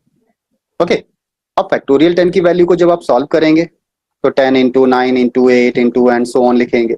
ऐसे 10 माइनस 3 7, तो 7 इंटू 8 इंटू, तो 7 तक का जो फैक्टोरियल है वो 7 से तो एलिमिनेट हो जाएगा, इसलिए हम उसे लिखने की जरूरत नहीं है, तो हम केवल 8 तक लिख लें तो हमारा काम चल जाएगा। और नीचे फैक्टोरियल 3 की वैल्यू 3 इंटू 2 इंटू 1 आनी है, तो डेट मीन्स इतना ही लिखें क्योंकि बाकी टर्म तो हमारे एलिमिनेट होने वाले हैं। इसलिए हम इस कॉन्सेप्ट को यूज करते हैं कि नीचे वाला नंबर ऊपर टोटल नंबर ऑफ ऑब्जेक्ट के हाफ से कम होना चाहिए, तब 10 से डिसेंडिंग ऑर्डर में कितना लिखा है नीचे 2, उतने टर्म्स, तो 10 into 9 that means 2 terms and divided bye, इसको 2 को डिसेंडिंग ऑर्डर में 2 इंटू 1 लिख देंगे। बस इसे सॉल्व कर दीजिए, 10c2 की वैल्यू हो जाएगी, तो दैट बिकम्स 5 9 जा 45, तो दैट इज 45, ये हो गया 10c2। Is it clear now? अब ऐसे ही 21c2 की बात करते हैं, 21c2 की बात कर रहे हैं, तो 21 के हाफ से कम है, इसलिए 21 से, hello Yes, sir. Am I audible now? Yes, sir. Yes, sir. हाँ, तो 21 के हाफ से कम है, इसलिए क्या करेंगे, 21 से नीचे जितना लिखा है इतने टर्म्स डिसेंडिंग ऑर्डर में, तो 21 into 20 that means 2 terms just, okay 2 terms. अब डिवाइडेड बाय 2 से डिसेंडिंग ऑर्डर में 1 तक का multiplier, that is this one, तो 2 से 10 टाइम्स, तो 21 10 जा 210 हो जाएगा, तो नेक्स्ट टर्म हमारा कितना हो गया, 210 हो गया। Is it clear now? Clear है? अगर नीचे अगर डिनोमिनेटर यानी कि जो है ऊपर अगर मान हाँ। लीजिए न्यूमरेटर नीचे डिनोमिनेटर मान लेते हैं सपोज, हाँ अगर नीचे जो डिनोमिनेटर है अगर वो कम है, ठीक है, हाँ 2 3 4 तक, तो हम क्या हाँ। करेंगे, जो उसका डिफरेंस है उसको हम लोग इग्नोर करेंगे, मतलब जो आता है ना, मान लीजिए दोनों का डिफरेंस आया 5, तो हम सिर्फ उतना उसके बाद वाला को सब कैंसिल कर देंगे, सिर्फ हम आर को लेंगे, ठीक है। अगर वो नीचे डिनोमिनेटर अगर ज्यादा होता है तो हम क्या करेंगे, उसके डिफरेंस को लेंगे और आर को कैंसिल करेंगे। अगर आप चलिए मैं लिसन, मैं इसको एक्सप्लेन करता हूँ। 10c7 की वैल्यू अगर हम आइडेंटिफाई करते हैं 10c7, तो बाय द फॉर्मूला ऊपर तो आएगा factorial 10 divided by factorial 7 into 10 minus 7 that is factorial 3 आएगा। क्लियर? अब अगर हम 10c3 की वैल्यू को आइडेंटिफाई करते हैं तो ऊपर आएगा 10 का फैक्टोरियल, नीचे आएगा 3 का फैक्टोरियल और इनटू में आएगा दोनों का डिफरेंस, तो 7 का फैक्टोरियल। ये दोनों वैल्यूज तो सेम ही है, इसलिए हम 10c7 की वैल्यू को अगर बाय द फॉर्मूला अगर आइडेंटिफाई करते हैं, सपोज 10c7 की वैल्यू को बाय द फॉर्मूला, तो हम फैक्टोरियल 10 लिखेंगे, तो that means 10 into 9 into 8 into and so on. अभी देखते हैं, और नीचे लिखेंगे फैक्टोरियल 7 और इन दोनों का डिफरेंस लिखेंगे तो फैक्टोरियल 3 और आएगा, तो 8 तक अगर आपने बाहर निकाल दिया तो अंदर फैक्टोरियल 7 हो जाएगा, तो फैक्टोरियल 7 से फैक्टोरियल 7 एलिमिनेट हो जाता है। और फैक्टोरियल 3 की वैल्यू होती है 10 into 9 into 8 divided by factorial 3 को 3 इंटू 2 इंटू 1 ऐसा लिखा जाएगा। क्लियर है? तो 10c7 की वैल्यू फाइनली निकल कर तो यही आ रही है, तो दैट मीन्स ये तो हमारी 10c3 की वैल्यू थी। Is it clear? तो ये जो 7 तक लिखें फिर उसे एलिमिनेट करें, उससे अच्छा ये है कि हम डायरेक्टली ये लिख लें। इसलिए हम क्या करते हैं, नीचे वाले नंबर को इसके हाफ से छोटा बनाते हैं। किस फॉर्मेट से? इस फॉर्मेट से। क्लियर? सपोज आपके पास 15c 8 या 12 लिखा है, इसे कितना लिख सकते हैं बताइए? 15c3 definitely. क्लियर? अब अगर 15c3 की वैल्यू को आइडेंटिफाई करना हो तो आइडेंटिफाई करने के लिए क्या करें, इसको बोलिए, इसे कितना लिखें? 15 डिसेंडिंग ऑर्डर में 3 टर्म्स, तो 15 इंटू 14 इंटू 13 डिवाइडेड बाय 3 से डिसेंडिंग ऑर्डर में 1 तक टर्म, तो 3 into 2 into 1 that will be the value of 15c2। Is it clear? Sir दोनों में कंफ्यूजन हो गया अब सर, लेस देन हाफ और ग्रेटर देन हाफ में। आप ये मत सोचो आप कैसे क्वेश्चन को सॉल्व करोगे, ये समझ लो। लेट आपके पास 25c और नीचे लिखा है लेट 18 लिखा है, ठीक है। तो अब आप ये बताइए कि 18 25 के हाफ से बड़ा है या छोटा है?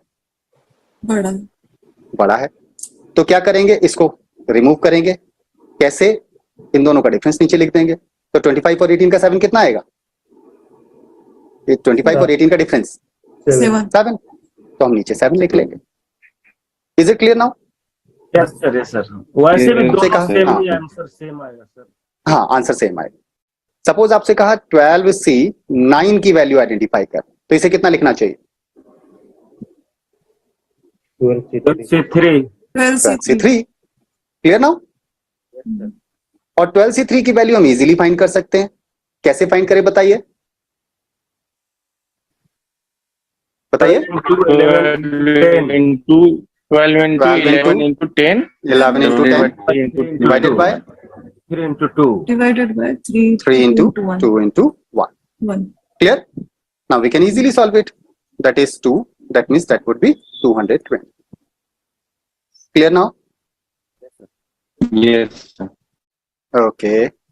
देखिए अगर कोई डाउट हो तो you can ask me again. Clear sir. आप क्लियर है? चलिए, मतलब मैं क्लियर कर पाया। ओके, चलिए नेक्स्ट एग्जांपल देखते हैं। 6 magazines are placed at random in a shelf. Shelf में 6 मैगजीन्स को रखा गया। Find the probability that a particular pair of magazines shall be always together. 2 specific magazines हमेशा एक साथ आनी चाहिए, तो इसकी प्रोबेबिलिटी कितनी होगी? That you have to identify. देखिए आपके पास 6 मैगजीन्स हैं, 1 2 3 4 5 एंड 6। लेट उनका नंबर हमने 1 to 6 डाल दिया। 2 स्पेसिफिक मैगजीन्स हमेशा एक साथ आनी। अगर 2 स्पेसिफिक मैगजीन्स एक साथ आनी तो लेट वो 4 and 5 है। लेट कोई सी भी 2 हो सकती है, 4 and 5 ले लिया। इन्हें हमेशा एक साथ आना है। अगर 4 और 5 को हमेशा एक साथ आना है, ये कभी भी अलग अलग नहीं होंगे, तो इनका बंच बना दीजिए और इसे एक मैगजीन की तरह से यूज कर लीजिए। क्लियर? अब बाकी बचती हैं आपके पास 1 2 बट सर इसमें तो 3 कोई भी हो सकती है ना। हाँ कोई सी भी हो सकती है ना, तो रैंडमली कोई भी हो सकता है। ठीक है, कोई सी भी 2 हो सकती है। तो जो भी 2 हैं, कोई सी भी 2, हमने 4 और 5 कंसिडर कर लिया। क्लियर? तो जो एक साथ आनी है उनका हमने बंच बनाया और उसे एक मैगजीन की तरह से यूज कर लिया। क्योंकि जब आपने बंच बना दिया तो ये जहां भी जाएंगी एक साथ जाएंगी, दोनों साथ तो दे विल तो they will always be together. Clear? अगर ये हमेशा एक साथ हैं और आपने बंच बना दिया तो ये अब आपके लिए एक मैगजीन की तरह से यूज हो रही है। क्लियर? अब सेकंड ये है, थर्ड ये है, फोर्थ ये है, फिफ्थ ये, तो दैट मीन्स आपके पास टोटल मैगजीन अब 5 है। क्लियर? और 5 मैगजीन्स को 5 प्लेसेस पर प्लेस करना दैट मीन्स 5 को 1 2 3 4 5 प्लेसेस पर A B C D और E, इन्हें अगर प्लेस करना है तो अरेंज करना कहते हैं। क्लियर? और अरेंजमेंट तो परमिटेशन होता है। तो दैट मीन्स 5 मैगजीन्स को 5 प्लेसेस पर अरेंज करना परमिटेशन होता है। 5p5।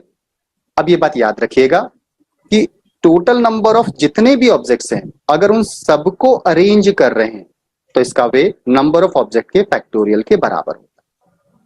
क्लियर? ये एक स्पेसिफिक कंडीशन है। जितने भी ऑब्जेक्ट्स आपके पास हैं, अगर वो सारे आपको अरेंज करने तो npn बनता है और npn की वैल्यू फैक्टोरियल n होती है। क्लियर है? नाउ फैक्टोरियल n की वैल्यू, तो दैट मींस 5p5 कितना हो जाएगा? 5p5 कितना होगा? फैक्टोरियल 5। और फैक्टोरियल 5 की वैल्यू होती है 120। Is it clear? लेकिन आपने जो बंच बना रखा है उस बंच के अंदर 2 मैगजीन्स तो हैं, और वो दोनों मैगजीन्स भी क्योंकि अरेंज कर रहे हैं तो दैट मीन्स 2 डिफरेंट शेल्फ्स में शफल करके तो रखी जा सकती है। दैट मीन्स 5 को फर्स्ट में और 4 को सेकंड, या 5 को सेकंड में और 4 को फर्स्ट में। दैट मीन्स 2 मैगजीन्स 2 प्लेसेस तो कंज्यूम करेंगी। ये बात समझ में आ रही है? Yes. देखिए मतलब आपके space पास तो वो 3 ले रही है ना, 2 की। हाँ बिल्कुल बिल्कुल बिल्कुल 4 5 एंड 6, ये 6 शेल्फ्स हैं और 6 हमारे पास मैगजीन्स थी। Let A B C D E and F, these are the magazine. जब आप इन 2 मैगजीन्स D और E को प्लेस करेंगे तो वो 2 शेल्फ में जाएंगे ना। Yes. अगर 2 डिफरेंट शेल्फ में जाएंगे तो सीक्वेंस तो मैटर करता है। हो सकता है E को पहले रखा जाए और D को बाद में रखा जाए, और ऐसा भी हो सकता है कि D को पहले और E को बाद में रखा जाए। क्लियर? तो दैट मीन्स दो मैगजीन्स दो प्लेसेस कंज्यूम तो करेंगी ही करेंगी, और दो मैगजीन्स को दो प्लेस पर अरेंज करने के तरीके 2p2 हो जाएगा, that is factorial 2, and factorial 2 into 1 that is equal to 2 होगा। Is it clear now? 1 आना चाहिए सर। नहीं, आप अभी मेरा जो कॉन्सेप्ट है वो क्लियर नहीं हुआ। अभी तो केवल ये समझिए कि अगर कुछ को टुगेदर आना है तो उसको सॉल्व करने के लिए क्या क्या पॉसिबल इसके अंदर कैलकुलेशंस हो, अभी उसको डिस्कस कर रहे हैं। इतना क्लियर हुआ? हम्म। हमने क्या किया, Yes. क्योंकि दो मैगजीन्स को ऑलवेज टुगेदर आना है, जिनको भी एक साथ आना है उनका बंच बनाया और उसे एक मैगजीन की तरह से यूज कर लिया। रिमेनिंग को अगर हम देखें तो क्योंकि ये एक है तो टोटल 6 में से क्या हो गया, बंच बनने की वजह से एक कम हो गया हमारा, क्योंकि दो का बंच बना तो एक कम हो गया, इसलिए 6 - 1 5 कर लिया। इतना क्लियर हुआ? और 5 मैगजीन्स को 5 प्लेसेस पर अरेंज करने के फैक्टोरियल 5 वेज, इसलिए 120 वेज में अरेंज कर सकते हैं। लेकिन जिन दो मैगजीन्स का आपने बंच बनाया हुआ है वो बंच के अंदर दो प्लेस तो कंज्यूम करेंगे, तो दो मैगजीन्स को दो प्लेस पर अरेंज करने के 2p2 ways, that is 2 ways, that means factorial 2 and that is 2 ways. अब ध्यान से सुनिएगा, हाँ, पहले हमने क्या करना है, A B C D E F, हमारे पास 6 मैगजीन्स थी, 6 मैगजीन्स में लेट A और B को एक साथ आना है, हमने बंच बनाया, टोटल 5 हो गए, 5 को फैक्टोरियल 5 वेज में अरेंज किया। जिन दो का आपने बंच बनाया हुआ है उनको फैक्टोरियल 2 वे में अरेंज कर सकते हैं। टोटल अरेंजमेंट कितने होंगे, इनकी मल्टीप्लाई के बराबर हो। ये बात समझ में आई या नहीं? बोलिए। वो एक बार फिर से बता दें। ओके, चलिए फिर से बोलते हैं। 6 मैगजीन्स 6 शेल्फ के अंदर आपको अरेंज करनी है, 2 3 4 5 और ये 6 शेल्फ के अंदर इनको प्लेस करना है। लेकिन कंडीशन ये है कि दो मैगजीन्स हमेशा एक साथ आनी चाहिए।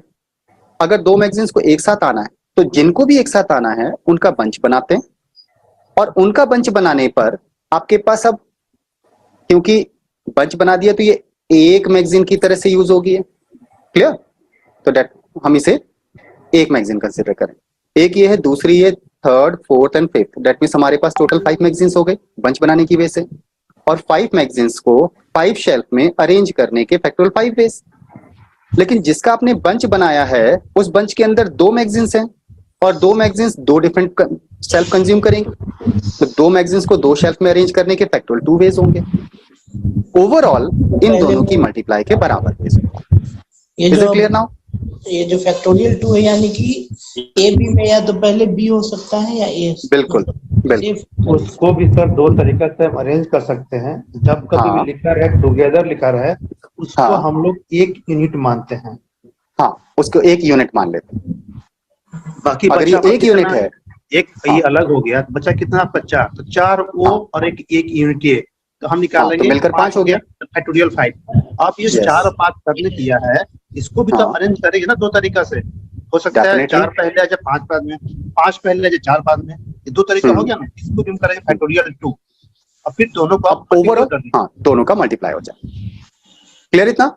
यस अब इसी समझाता हूँ आपको। मान लीजिए सर ने बोला 3 मैगजीन होना चाहिए एक साथ, आपने Yes. ले लिया 4 5 6 लिया, जो 4 5 6 हुआ वो तीनों मिला के आपका हुआ एक यूनिट। समझिए, वो एक काउंट हुआ, बचा कितना आपका 1 2 3 और एक, वो 4 5 6 को हम एक मानेंगे, यानी कि फैक्टोरियल 4, ठीक है, टोटल हुआ। और जो 4 5 6 है जो माने हैं 3 मैगजीन एक साथ, तो उसको भी तो अरेंज करेंगे ना, तो फैक्टोरियल 3 करेंगे और फिर दोनों को गुना कर दीजिए।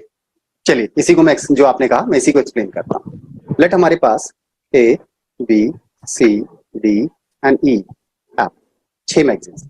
इन 6 मैगजीन्स में इस बार कहा 3 टुगेदर, 3 मैगजीन्स को एक साथ आना चाहिए। अगर 3 टुगेदर की कंडीशन है तो इनमें से कोई सी भी 3 हो सकती है जो एक साथ आएंगे। Let B C and D ये एक साथ आएंगे। अगर ये तीनों मैगजीन्स एक साथ आ रही हैं तो इनका बंच बनाइए और इसे एक मैगजीन की तरह से यूज कर लीजिए। अब रिमेनिंग मैगजीन्स कौन कौन सी रह गई, A E एंड F। जब आपने इसको एक की तरह से यूज किया है तो सेकंड ये होगा, थर्ड ये होगा, फोर्थ ये हो जाए। क्लियर? अब 4 मैगजीन्स को 4 प्लेस पे अरेंज करने के फैक्टोरियल 4 वेज। लेकिन जिन 3 का आपने बंच बनाया है वो भी तो 3 प्लेस पर अरेंज होंगी, तो 3 मैगजीन्स को 3 प्लेस पर अरेंज करने के फैक्टोरियल 3 वेज, ओवरऑल इनकी मल्टीप्लाई हो जाए, टोटल इतने ways. Is it clear now? yes sir, clear है sir. ओके, चलिए ये तो हुआ जो हमारी रिक्वायरमेंट थी वो सेटिस्फाई हो। दैट मीन्स ऑलवेज टुगेदर के केस में हमारे टोटल पॉसिबल आउटकम्स बनते हैं कितना? फैक्टोरियल 5 और फैक्टोरियल 2 का मल्टीप्लाई, जिसको सॉल्व करने पर वैल्यू आएगी 240। क्लियर?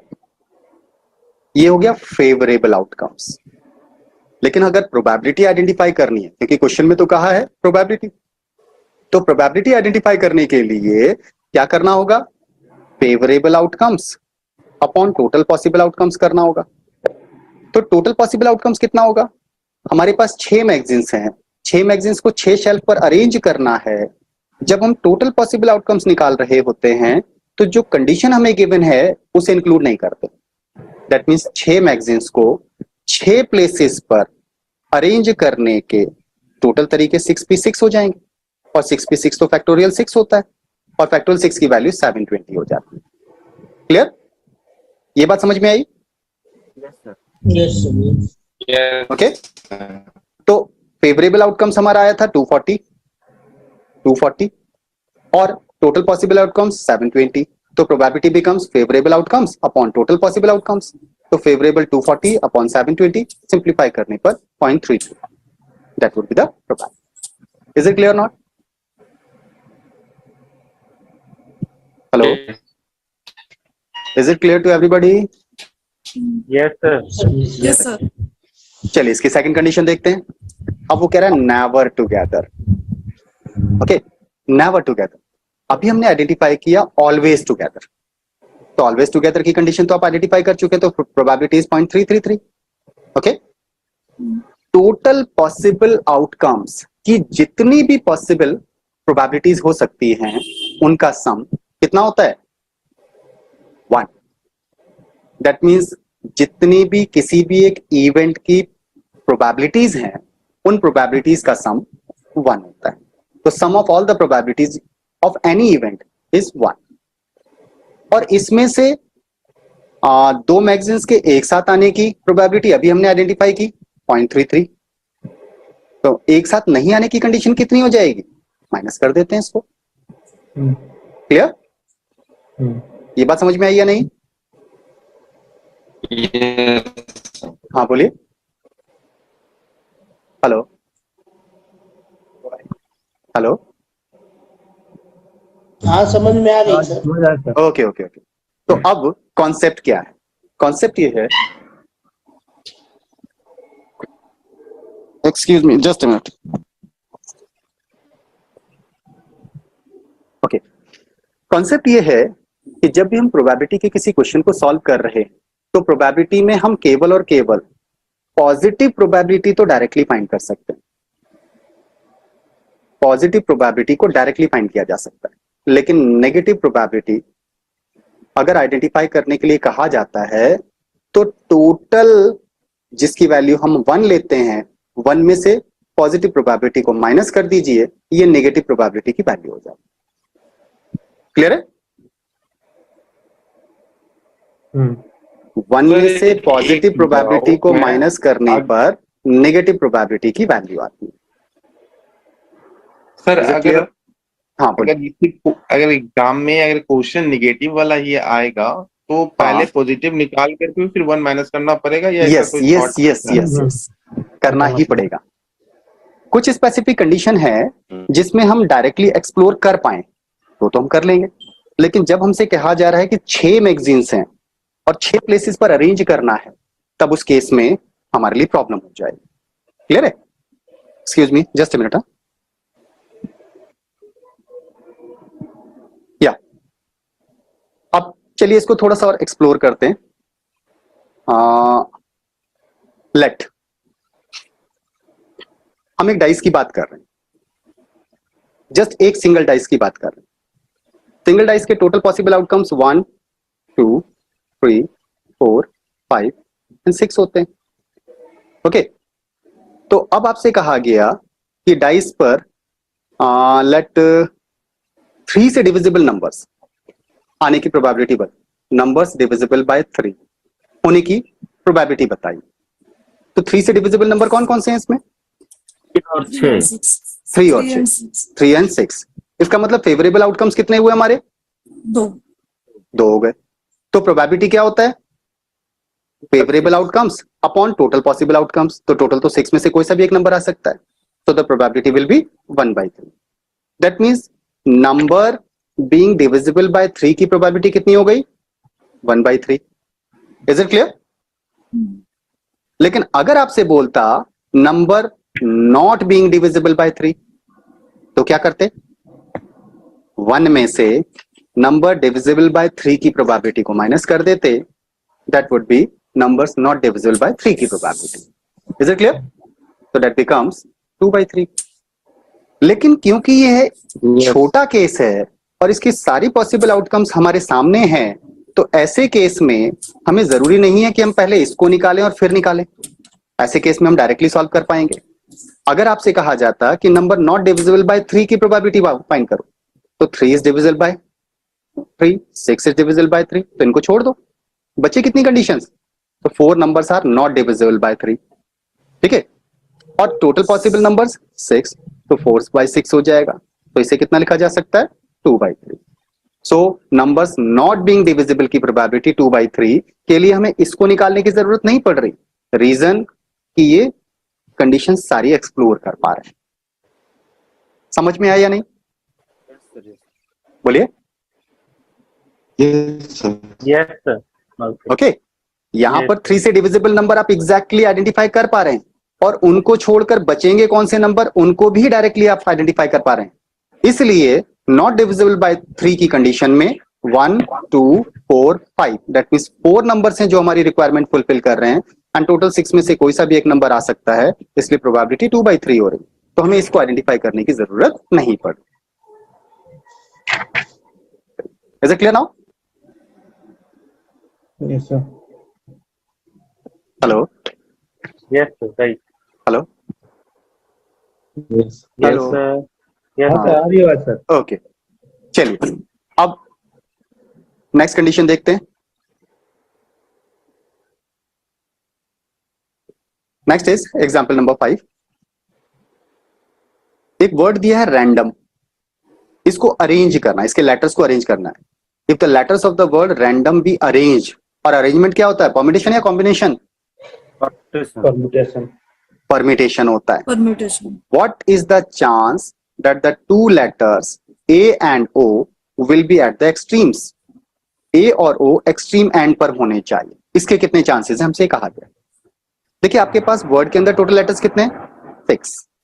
6 लेटर्स को 1, 2, 3, 4, 5 एंड 6 प्लेसेस पर अरेंज करेंगे। आपके क्वेश्चन के अकॉर्डिंग A और O को एक्सट्रीम एंड पर होना चाहिए। इसका मतलब A और O एक्सट्रीम एंड पर, लेकिन ये तो नहीं कहा कि पहले A आना चाहिए, तो इसका मतलब इस प्लेस पर O भी हो सकता है, यहां पर A हो सकता है। That is possible. Is it clear not? Yes sir. ये बात समझ में आई? Yes okay. अगर फर्स्ट प्लेस पर हम देखें तो इन दो में से कोई सा एक लेटर आ सकता है, लास्ट प्लेस पर देखें तो इन दोनों में से कोई लेटर आ सकता है। दैट मीन्स इन दो प्लेसेस पर दो लेटर्स को अरेंज करने के कितने वेज? Factorial 2 ways. दो प्लेसेस पर दो लेटर्स को अरेंज करने के फैक्टोरियल 2 वेज। अब जो मिडिल के रिमेनिंग लेटर्स हमारे रह गए 4, इन 4 लेटर्स को रिमेनिंग 4 प्लेसेस पर अरेंज करेंगे। Okay, sorry, first letter was actually R, by mistake मैंने ए लिख दिया। तो आर और ओ फर्स्ट और लास्ट प्लेस पर आ रहे हैं, तो दो लेटर्स को दो प्लेस पर अरेंज करने के फैक्टोरियल 2 वेज। रिमेनिंग 4 लेटर्स जो हमारे पास बचे हैं कौन कौन से? A N D. आर होगा सर, ए और ओ तो नहीं सर, ए एंड ओ को क्वेश्चन में बोला है, आर की जगह ई होगा। अब सही। अच्छा अच्छा अच्छा अच्छा अच्छा, सॉरी, माय मिस्टेक। मैं दोबारा से एक्सप्लेन करता हूँ उसको, ठीक है? मैं just a minute.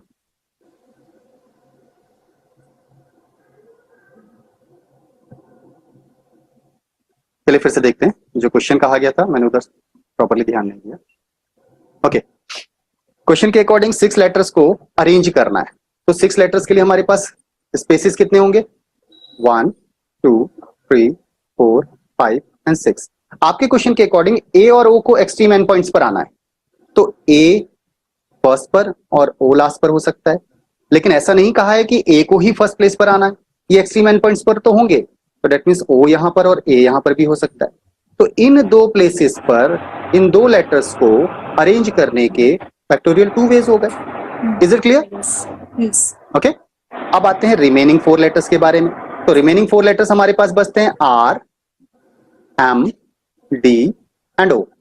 In 4 letters को 4 प्लेसेस पर अरेंज करने के कितने तरीके? तो 4 लेटर्स को 4 प्लेस पर अरेंज करना है, तो 4p4, तो फैक्टोरियल 4 के इक्वल हो जाएगा। ओके, तो 4 लेटर्स को 4 प्लेस पर अरेंज करने के फैक्टोरियल 4, ओवरऑल दोनों की मल्टीप्लाई के बराबर बेस हो जाएंगे। तो दैट मींस रैंडम वर्ड के लेटर्स को 6 प्लेसेस पर कैसे अरेंज करना है और वो एक्सट्रीम एंड पॉइंट्स पर रहे। चलिए हम जो कंडीशन एक्सप्लोर कर रहे थे उसको एक बार फिर से देखते हैं। देखिए, फर्स्ट और लास्ट प्लेस पर ए और ओ को आना है, तो 2 प्लेसेस पर 2 लेटर्स को अरेंज करने के फैक्टोरियल 2 वेज हो गए। रिमेनिंग 4 प्लेसेस पर रिमेनिंग 4 लेटर्स को अरेंज करने के फैक्टोरियल 4 वेज हो गए, ओवरऑल दोनों की मल्टीप्लाई के बराबर। That's the favourable outcomes. तो ये तो हो गया हमारा favourable outcomes. Is it clear? Yes. अब आते हैं 6 लेटर्स को 6 प्लेस पर अरेंज करने के without any condition total ways, वो हमारा टोटल पॉसिबल आउटकम्स होता है। तो 6 लेटर्स को 6 प्लेस पर अरेंज करने के 6p6 ways, that would be factorial 6, और फैक्टोरियल 6 की वैल्यू होती है 720। 720. क्लियर? तो दैट मीन्स हाँ, तो प्रोबेबिलिटी क्या हो जाएगी? चांसेस मींस प्रोबेबिलिटी, तो प्रोबेबिलिटी होता है favourable outcomes upon total possible outcomes. Favourable outcomes हमारे पास आया था factorial 2 into factorial 4 and divided by total possible outcomes है फैक्टोरियल 6। इसे सिंप्लीफाई कर देंगे, that would be the probability. Clear?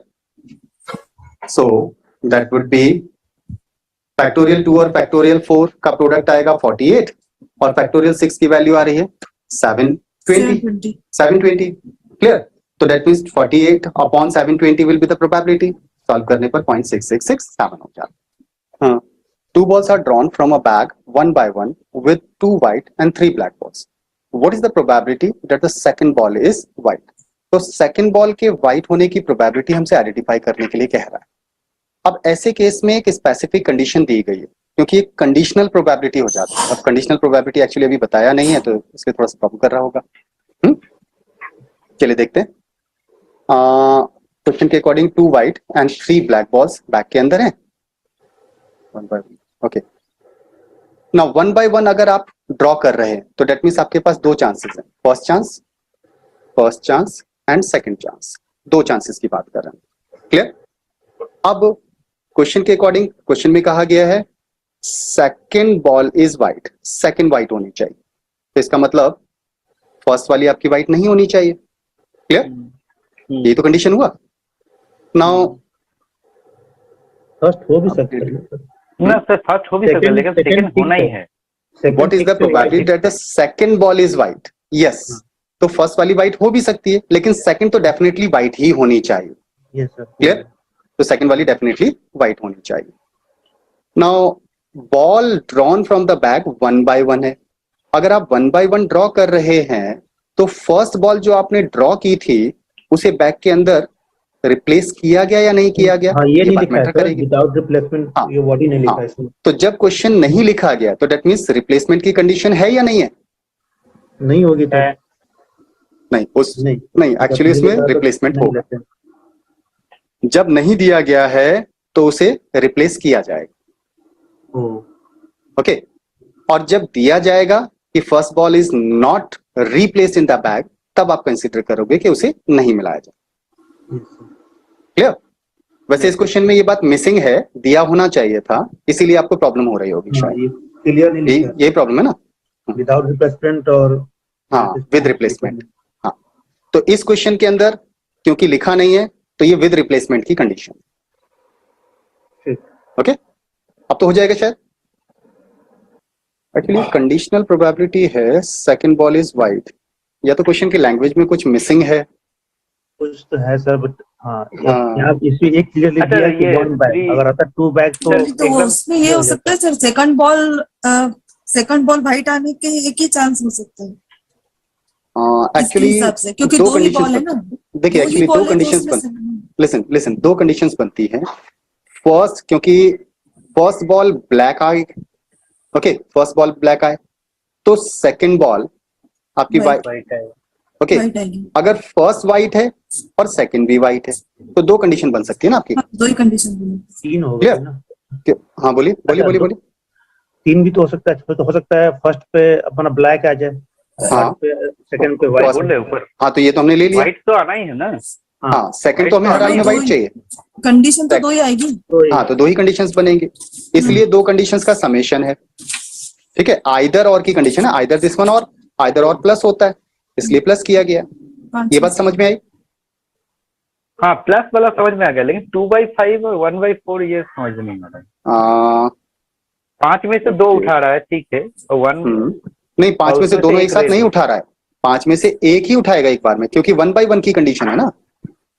हाँ वही बोल रहे हैं कि 1/1 तो 1/1 है, अगर 1/1 है तो एक्चुअली कंडीशन इसकी होनी चाहिए थी ब्लैक अगर उठा रहे हैं तो ब्लैक 3 है तो 3 में से 1 दैट इज ओके, 3 में से 1 तो ब्लैक अगर आ रही है फर्स्ट टाइम, सेकंड व्हाइट है तो दैट मींस 1/2 होना चाहिए था। 1/2 ओके सर, जो सेकंड मैंने अगर व्हाइट, बनाया हाँ है, एक हाँ बताओ बोलिए सर, बोलिए। मैंने बनाया जैसे बोलिए। 2C1 into 3C1 by 5C2 plus 2C2 into 3C0 by 5C2। हाँ इस पे करने पे ये मेरा आंसर नहीं आ रहा है सर। हाँ तो एक्चुअली कंडीशन क्या है, टोटल आपके पास 5 बॉल्स हैं, तो फर्स्ट अटेम्प्ट में तो 5 में से कोई सी भी एक बॉल आ जाए इट डजंट मैटर, हमें इससे फर्क नहीं पड़ता। 5/1 ठीक है, हाँ फर्स्ट अटेम्प्ट में कोई सी भी एक बॉल आ जाए इससे हमें फर्क नहीं पड़ता। लेकिन अब आगे प्रॉब्लम कहाँ आती है कि अगर फर्स्ट अटेम्प्ट में व्हाइट आ गई है तो सेकंड अटेम्प्ट के लिए तो व्हाइट हमारे पास एक ही बचेगी, लेकिन अगर फर्स्ट अटेम्प्ट में ब्लैक आई है तो सेकंड अटेम्प्ट के लिए हमारे पास 2 व्हाइट रह जाती हैं। लेकिन समझ में लेना आ रहा तो है एक ही है ना। हाँ सॉरी, जी 2 रहने दीजिए, लेकिन एक ही तो लेना है।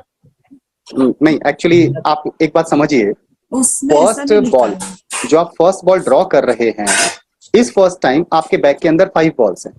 ओके सर, इस क्वेश्चन में कुछ मिसिंग है, क्योंकि जो हाँ वही मिसिंग है, क्लियर नहीं हो रहा, मैंने इसलिए कहा था कि मैं बाद में एक्सप्लेन करता हूँ। ये लिख रहा है चलिए शाम को देखते हैं इस क्वेश्चन को, शाम को देखते हैं। White also. हाँ शाम को ये देखते हैं तो इसको। हाँ थ्योरम के साथ। बोलिए बोलिए बोलिए बोलिए। अच्छा एग्जाम्पल 3 देखिए ना, उस टाइप का ही इसका है। इसमें एग्जाम्पल बोल रहा है चलिए कि इसको देखते हैं। प्लेइंग कार्ड का। Suppose we draw 2 cards, 2 cards आपको ड्रॉ करने from a shuffled set of 52 playing cards. What is the probability that the second card is queen? Second card is queen. अब सेकंड कार्ड के queen होने की condition में तो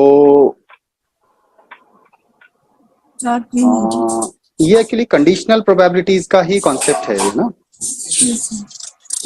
इसको भी सर बनाया मैंने विदाउट रिप्लेसमेंट और विथ रिप्लेसमेंट। इसमें भी मेरा हाँ। 2 आंसर आ रहा है, बट ये नहीं आ रहा है। इसमें एक मिनट, इस वाले क्वेश्चन में 1/1 नहीं है ना। पीछे एक थ्योरम है सर। इसकी हाँ, इस थ्योरेटिकल हो सकता है। हाँ थ्योरम होती है, वो कंडीशनल प्रोबेबिलिटी होती है कि B should be surely happened, तो ए के होने की probability when B has already happened, ये कंडीशनल प्रोबेबिलिटी है। ओके एक काम करते हैं, कंडीशनल प्रोबेबिलिटी को शाम को डिस्कस करते हैं। Okay Clear? बस शाम को थोड़ा सा मतलब 10-15 मिनट टाइम निकाल के शाम को शाम को थोड़ा Generally अगर हम सा लोग लेट नाइट रखेंगे। हाँ हाँ जी सर, कॉम्बिनेशन में अगर करेंगे तो नहीं होगा कार्ड वाला। कॉम्बिनेशन का कॉन्सेप्ट तो यूज होगा क्योंकि सिलेक्शन तो करना है, विदाउट सिलेक्शन तो आप कार्ड सेलेक्ट कर ही नहीं पाएंगे, तो कॉम्बिनेशन का कॉन्सेप्ट कर बनेगा। रहे हैं हम लोग, अरेंज नहीं कर रहे हैं, सिलेक्ट कर रहे हैं। हाँ सिलेक्ट कर रहे हैं तो सिलेक्शन में कॉम्बिनेशन तो होता है। हाँ 52 कार्ड में से हम लोग 2 उठाएंगे तो नंबर ऑफ इवेंट्स होगा 52C2।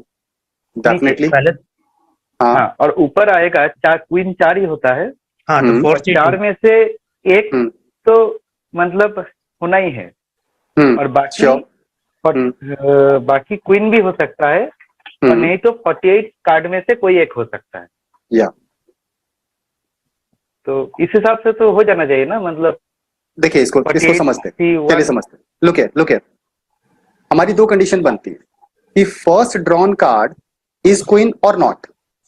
ओके अगर फर्स्ट क्वीन है तो सेकंड अटेम्प्ट के लिए हमारे पास क्वीन एक कम हो जाएगी, पैक में टोटल 4 क्वींस होती हैं। ओके, अगर फर्स्ट कार्ड क्वीन है तो सेकंड अटेम्प्ट के लिए क्वीन हमारे पास 3 बचेगी। Is it clear? लेकिन अगर फर्स्ट क्वीन नहीं है तो सेकंड अटेम्प्ट में हमारे पास क्वीन कितनी रहेंगी? 4 क्वींस होंगी। 4 रहेगा। क्लियर है? Is it clear? Yes, sir. अब अगर फर्स्ट अटेम्प्ट में क्वीन है तो 52 कार्ड में से क्वीन होने के 4 केसेस, Four तो that would cases. Be 4/52। Clear? लेकिन जो सेकंड अटेम्प्ट है उसमें तो क्वीन हमारे पास 3 रह गई, और ये विदाउट रिप्लेसमेंट का केस है। विदाउट रिप्लेसमेंट का केस होगा क्योंकि 2 कार्ड्स ड्रॉ कर रहे हो तो पहले वाले कार्ड को पैक में तो मिलाया नहीं जाएगा। क्लियर है? तो सेकंड ठीक। अटेम्प्ट के लिए total number of cards he pack के अंदर 51 बचेंगे। यस तो सर, ठीक है। फर्स्ट कंडीशन तो ये हो गई। कितना क्लियर हुआ? Yes sir. अब सेकंड की बात करते हैं। अगर फर्स्ट कार्ड क्वीन नहीं है तो दैट मींस क्वींस को छोड़कर बाकी के कार्ड्स होंगे, तो 48 कार्ड्स बचते हैं हमारे पास, क्योंकि 52 में से 4 क्वींस को अगर आप निकाल दोगे तो दैट मींस 48 कार्ड्स बचते हैं। तो that means first card will be 48 में से कोई सही कार्ड होगा out of 52। Is it clear? Yes sir. लेकिन सेकंड अटेम्प्ट के लिए तो हमारे पास सारे क्वींस अवेलेबल हैं, तो 4 क्वींस अवेलेबल हैं आउट ऑफ, क्योंकि एक कार्ड आपका कम हो गया है 51, ओवरऑल इतना हो जाएगा, और दोनों के सम के बराबर, क्योंकि आइदर दिस वन और दिस वन की कंडीशन होती है, प्लस करने पर आपका आंसर होता है। Okay, is it clear? ये बनाया ना 1 2 करके। हम्म। ठीक है, अभी समझ में आया इसको। क्लियर है ये? यस सर, जहाँ हाँ बट सर क्लियर। हाँ, इस क्वेश्चन में प्रॉब्लम कहाँ हो रही है? सामने बता बताना तो वो फिगर दिखाना sir. 2 balls are drawn from a bag, 1 by 1, 2 white and 3 black balls. What is the probability? चलिए इसको भी जरा एक्सप्लोर करते हैं, एक बार कर इसको भी लेते हैं क्या करके है। देखिए तो सर, ऐसे ही बना देते हैं हम लोग। हाँ, let me check it out. 2/5 sir पहले करेंगे। कंडीशनल प्रोबेबिलिटी का डेफिनेशन वो देख लीजिए ना, उसमें तो दिखा है बिल्कुल। वही है, 2 बॉल निकालेंगे ना सर, तो 2/5 होगा इंटू एक बॉल ऑलरेडी निकाल लिए हैं तो नीचे 4 हो जाएगा। तो दैट मींस रिप्लेसमेंट का केस नहीं है, हाँ, जैसे तो रिप्लेसमेंट नहीं इस क्वेश्चन में गिवन नहीं है, इसलिए डाउट हो रहा है ना। यस सर, तो ये विदाउट रिप्लेसमेंट का केस है। हाँ, तब क्लियर हो जाएगा। तो दैट मींस ऑलरेडी हाँ, विदाउट रिप्लेसमेंट अगर आप इसे सॉल्व करते हैं, विदाउट तब ये- रिप्लेसमेंट, हाँ, तो फर्स्ट अटेम्प्ट में क्या हो सकता है? लुक हियर, चलिए देखें। 2 balls are drawn from a bag, 1 by 1, 2 white and 3 blacks. What is the probability that second ball is white? तो सेकंड तो हमें व्हाइट चाहिए ही चाहिए। क्लियर? अब फर्स्ट वाली व्हाइट आती है या नहीं आती है उसके अकॉर्डिंग। अगर फर्स्ट व्हाइट होती है तो व्हाइट बॉल हमारे पास 2 थी, तो फर्स्ट अटेम्प्ट के लिए तो 2 व्हाइट रहेंगी, लेकिन सेकंड अटेम्प्ट के लिए व्हाइट कितनी हो जाएगी? 1 रह जाएगी। विदाउट रिप्लेसमेंट है तो 1 रह जाएगी। ओके, लेकिन अगर फर्स्ट व्हाइट नहीं है तो फिर सेकंड अटेम्प्ट के लिए हमारे पास 2 व्हाइट रहेंगी। Is it clear? क्लियर है? चलिए पहले इसको एक्सप्लोर करते हैं। अगर 2 व्हाइट्स की बात कर रहे हैं, जब फर्स्ट अटेम्प्ट की व्हाइट की बात कर रहे हैं, तो हमारे पास टोटल 5 है। ठीक है, Yes. टोटल 5 है, इसमें Right. से व्हाइट, तो व्हाइट हमारे पास 2 है, तो 2 में से कोई सी भी एक आनी चाहिए। 2 में से एक तो 2C1 होगा। Is it clear? ये बात समझ में आई? अब सेकंड अटेम्प्ट में हमें व्हाइट चाहिए, लेकिन ये विदाउट रिप्लेसमेंट है, इसलिए सेकंड अटेम्प्ट में टोटल बॉल्स ही हमारे पास 4 बचेंगी। क्लियर है? यस और व्हाइट बॉल भी एक कम हो गई, तो व्हाइट बॉल भी एक ही रह गई, तो एक में से एक को ही सिलेक्ट करना है, ओवरऑल इतना हो जाएगा। ये क्लियर हुआ? यस सर, ओके, अब जब हम सेकंड कंडीशन को एक्सप्लोर कर रहे हैं तो इसमें व्हाइट नहीं आनी चाहिए। टोटल 5 बॉल में से अगर आपको व्हाइट नहीं चाहिए तो दैट मींस ब्लैक आ रही होगी, और ब्लैक बॉल हमारे पास 3 है, इन 3 में से कोई सी एक बॉल आएगी। क्लियर है? अब सेकंड अटेम्प्ट के लिए क्योंकि रिप्लेसमेंट नहीं हो रहा है, विदाउट रिप्लेसमेंट है, तो हमारे पास बॉल्स ही 4 बचेंगी। क्लियर? और व्हाइट दोनों की दोनों अवेलेबल है, तो 2 में से कोई सी एक सिलेक्ट कर लेंगे। यस नाउ 2C1 की वैल्यू 2 होती है डिवाइडेड बाय 5 इंटू 1C1 1 होता है डिवाइडेड बाय 4 प्लस 3C1 3 होता है divided by 5 into 2C1 2 divided by 4। इसे सॉल्व कर। Is it clear? So that would be 2/20 and plus 6/20. It means 8/20 हो रहा है, सिंप्लीफाई करने पर 2/5. That's the program. तो Is it clear? second वाला कंडीशन क्लियर नहीं हुआ। कंडीशन में क्या नहीं समझ? 3/5 कैसे है? हाँ? सर, एक बार फिर से दोहरा दीजिए सर। चलिए फिर से दोहरा देते हैं इसको, चलिए देखिए फिर से देखते हैं।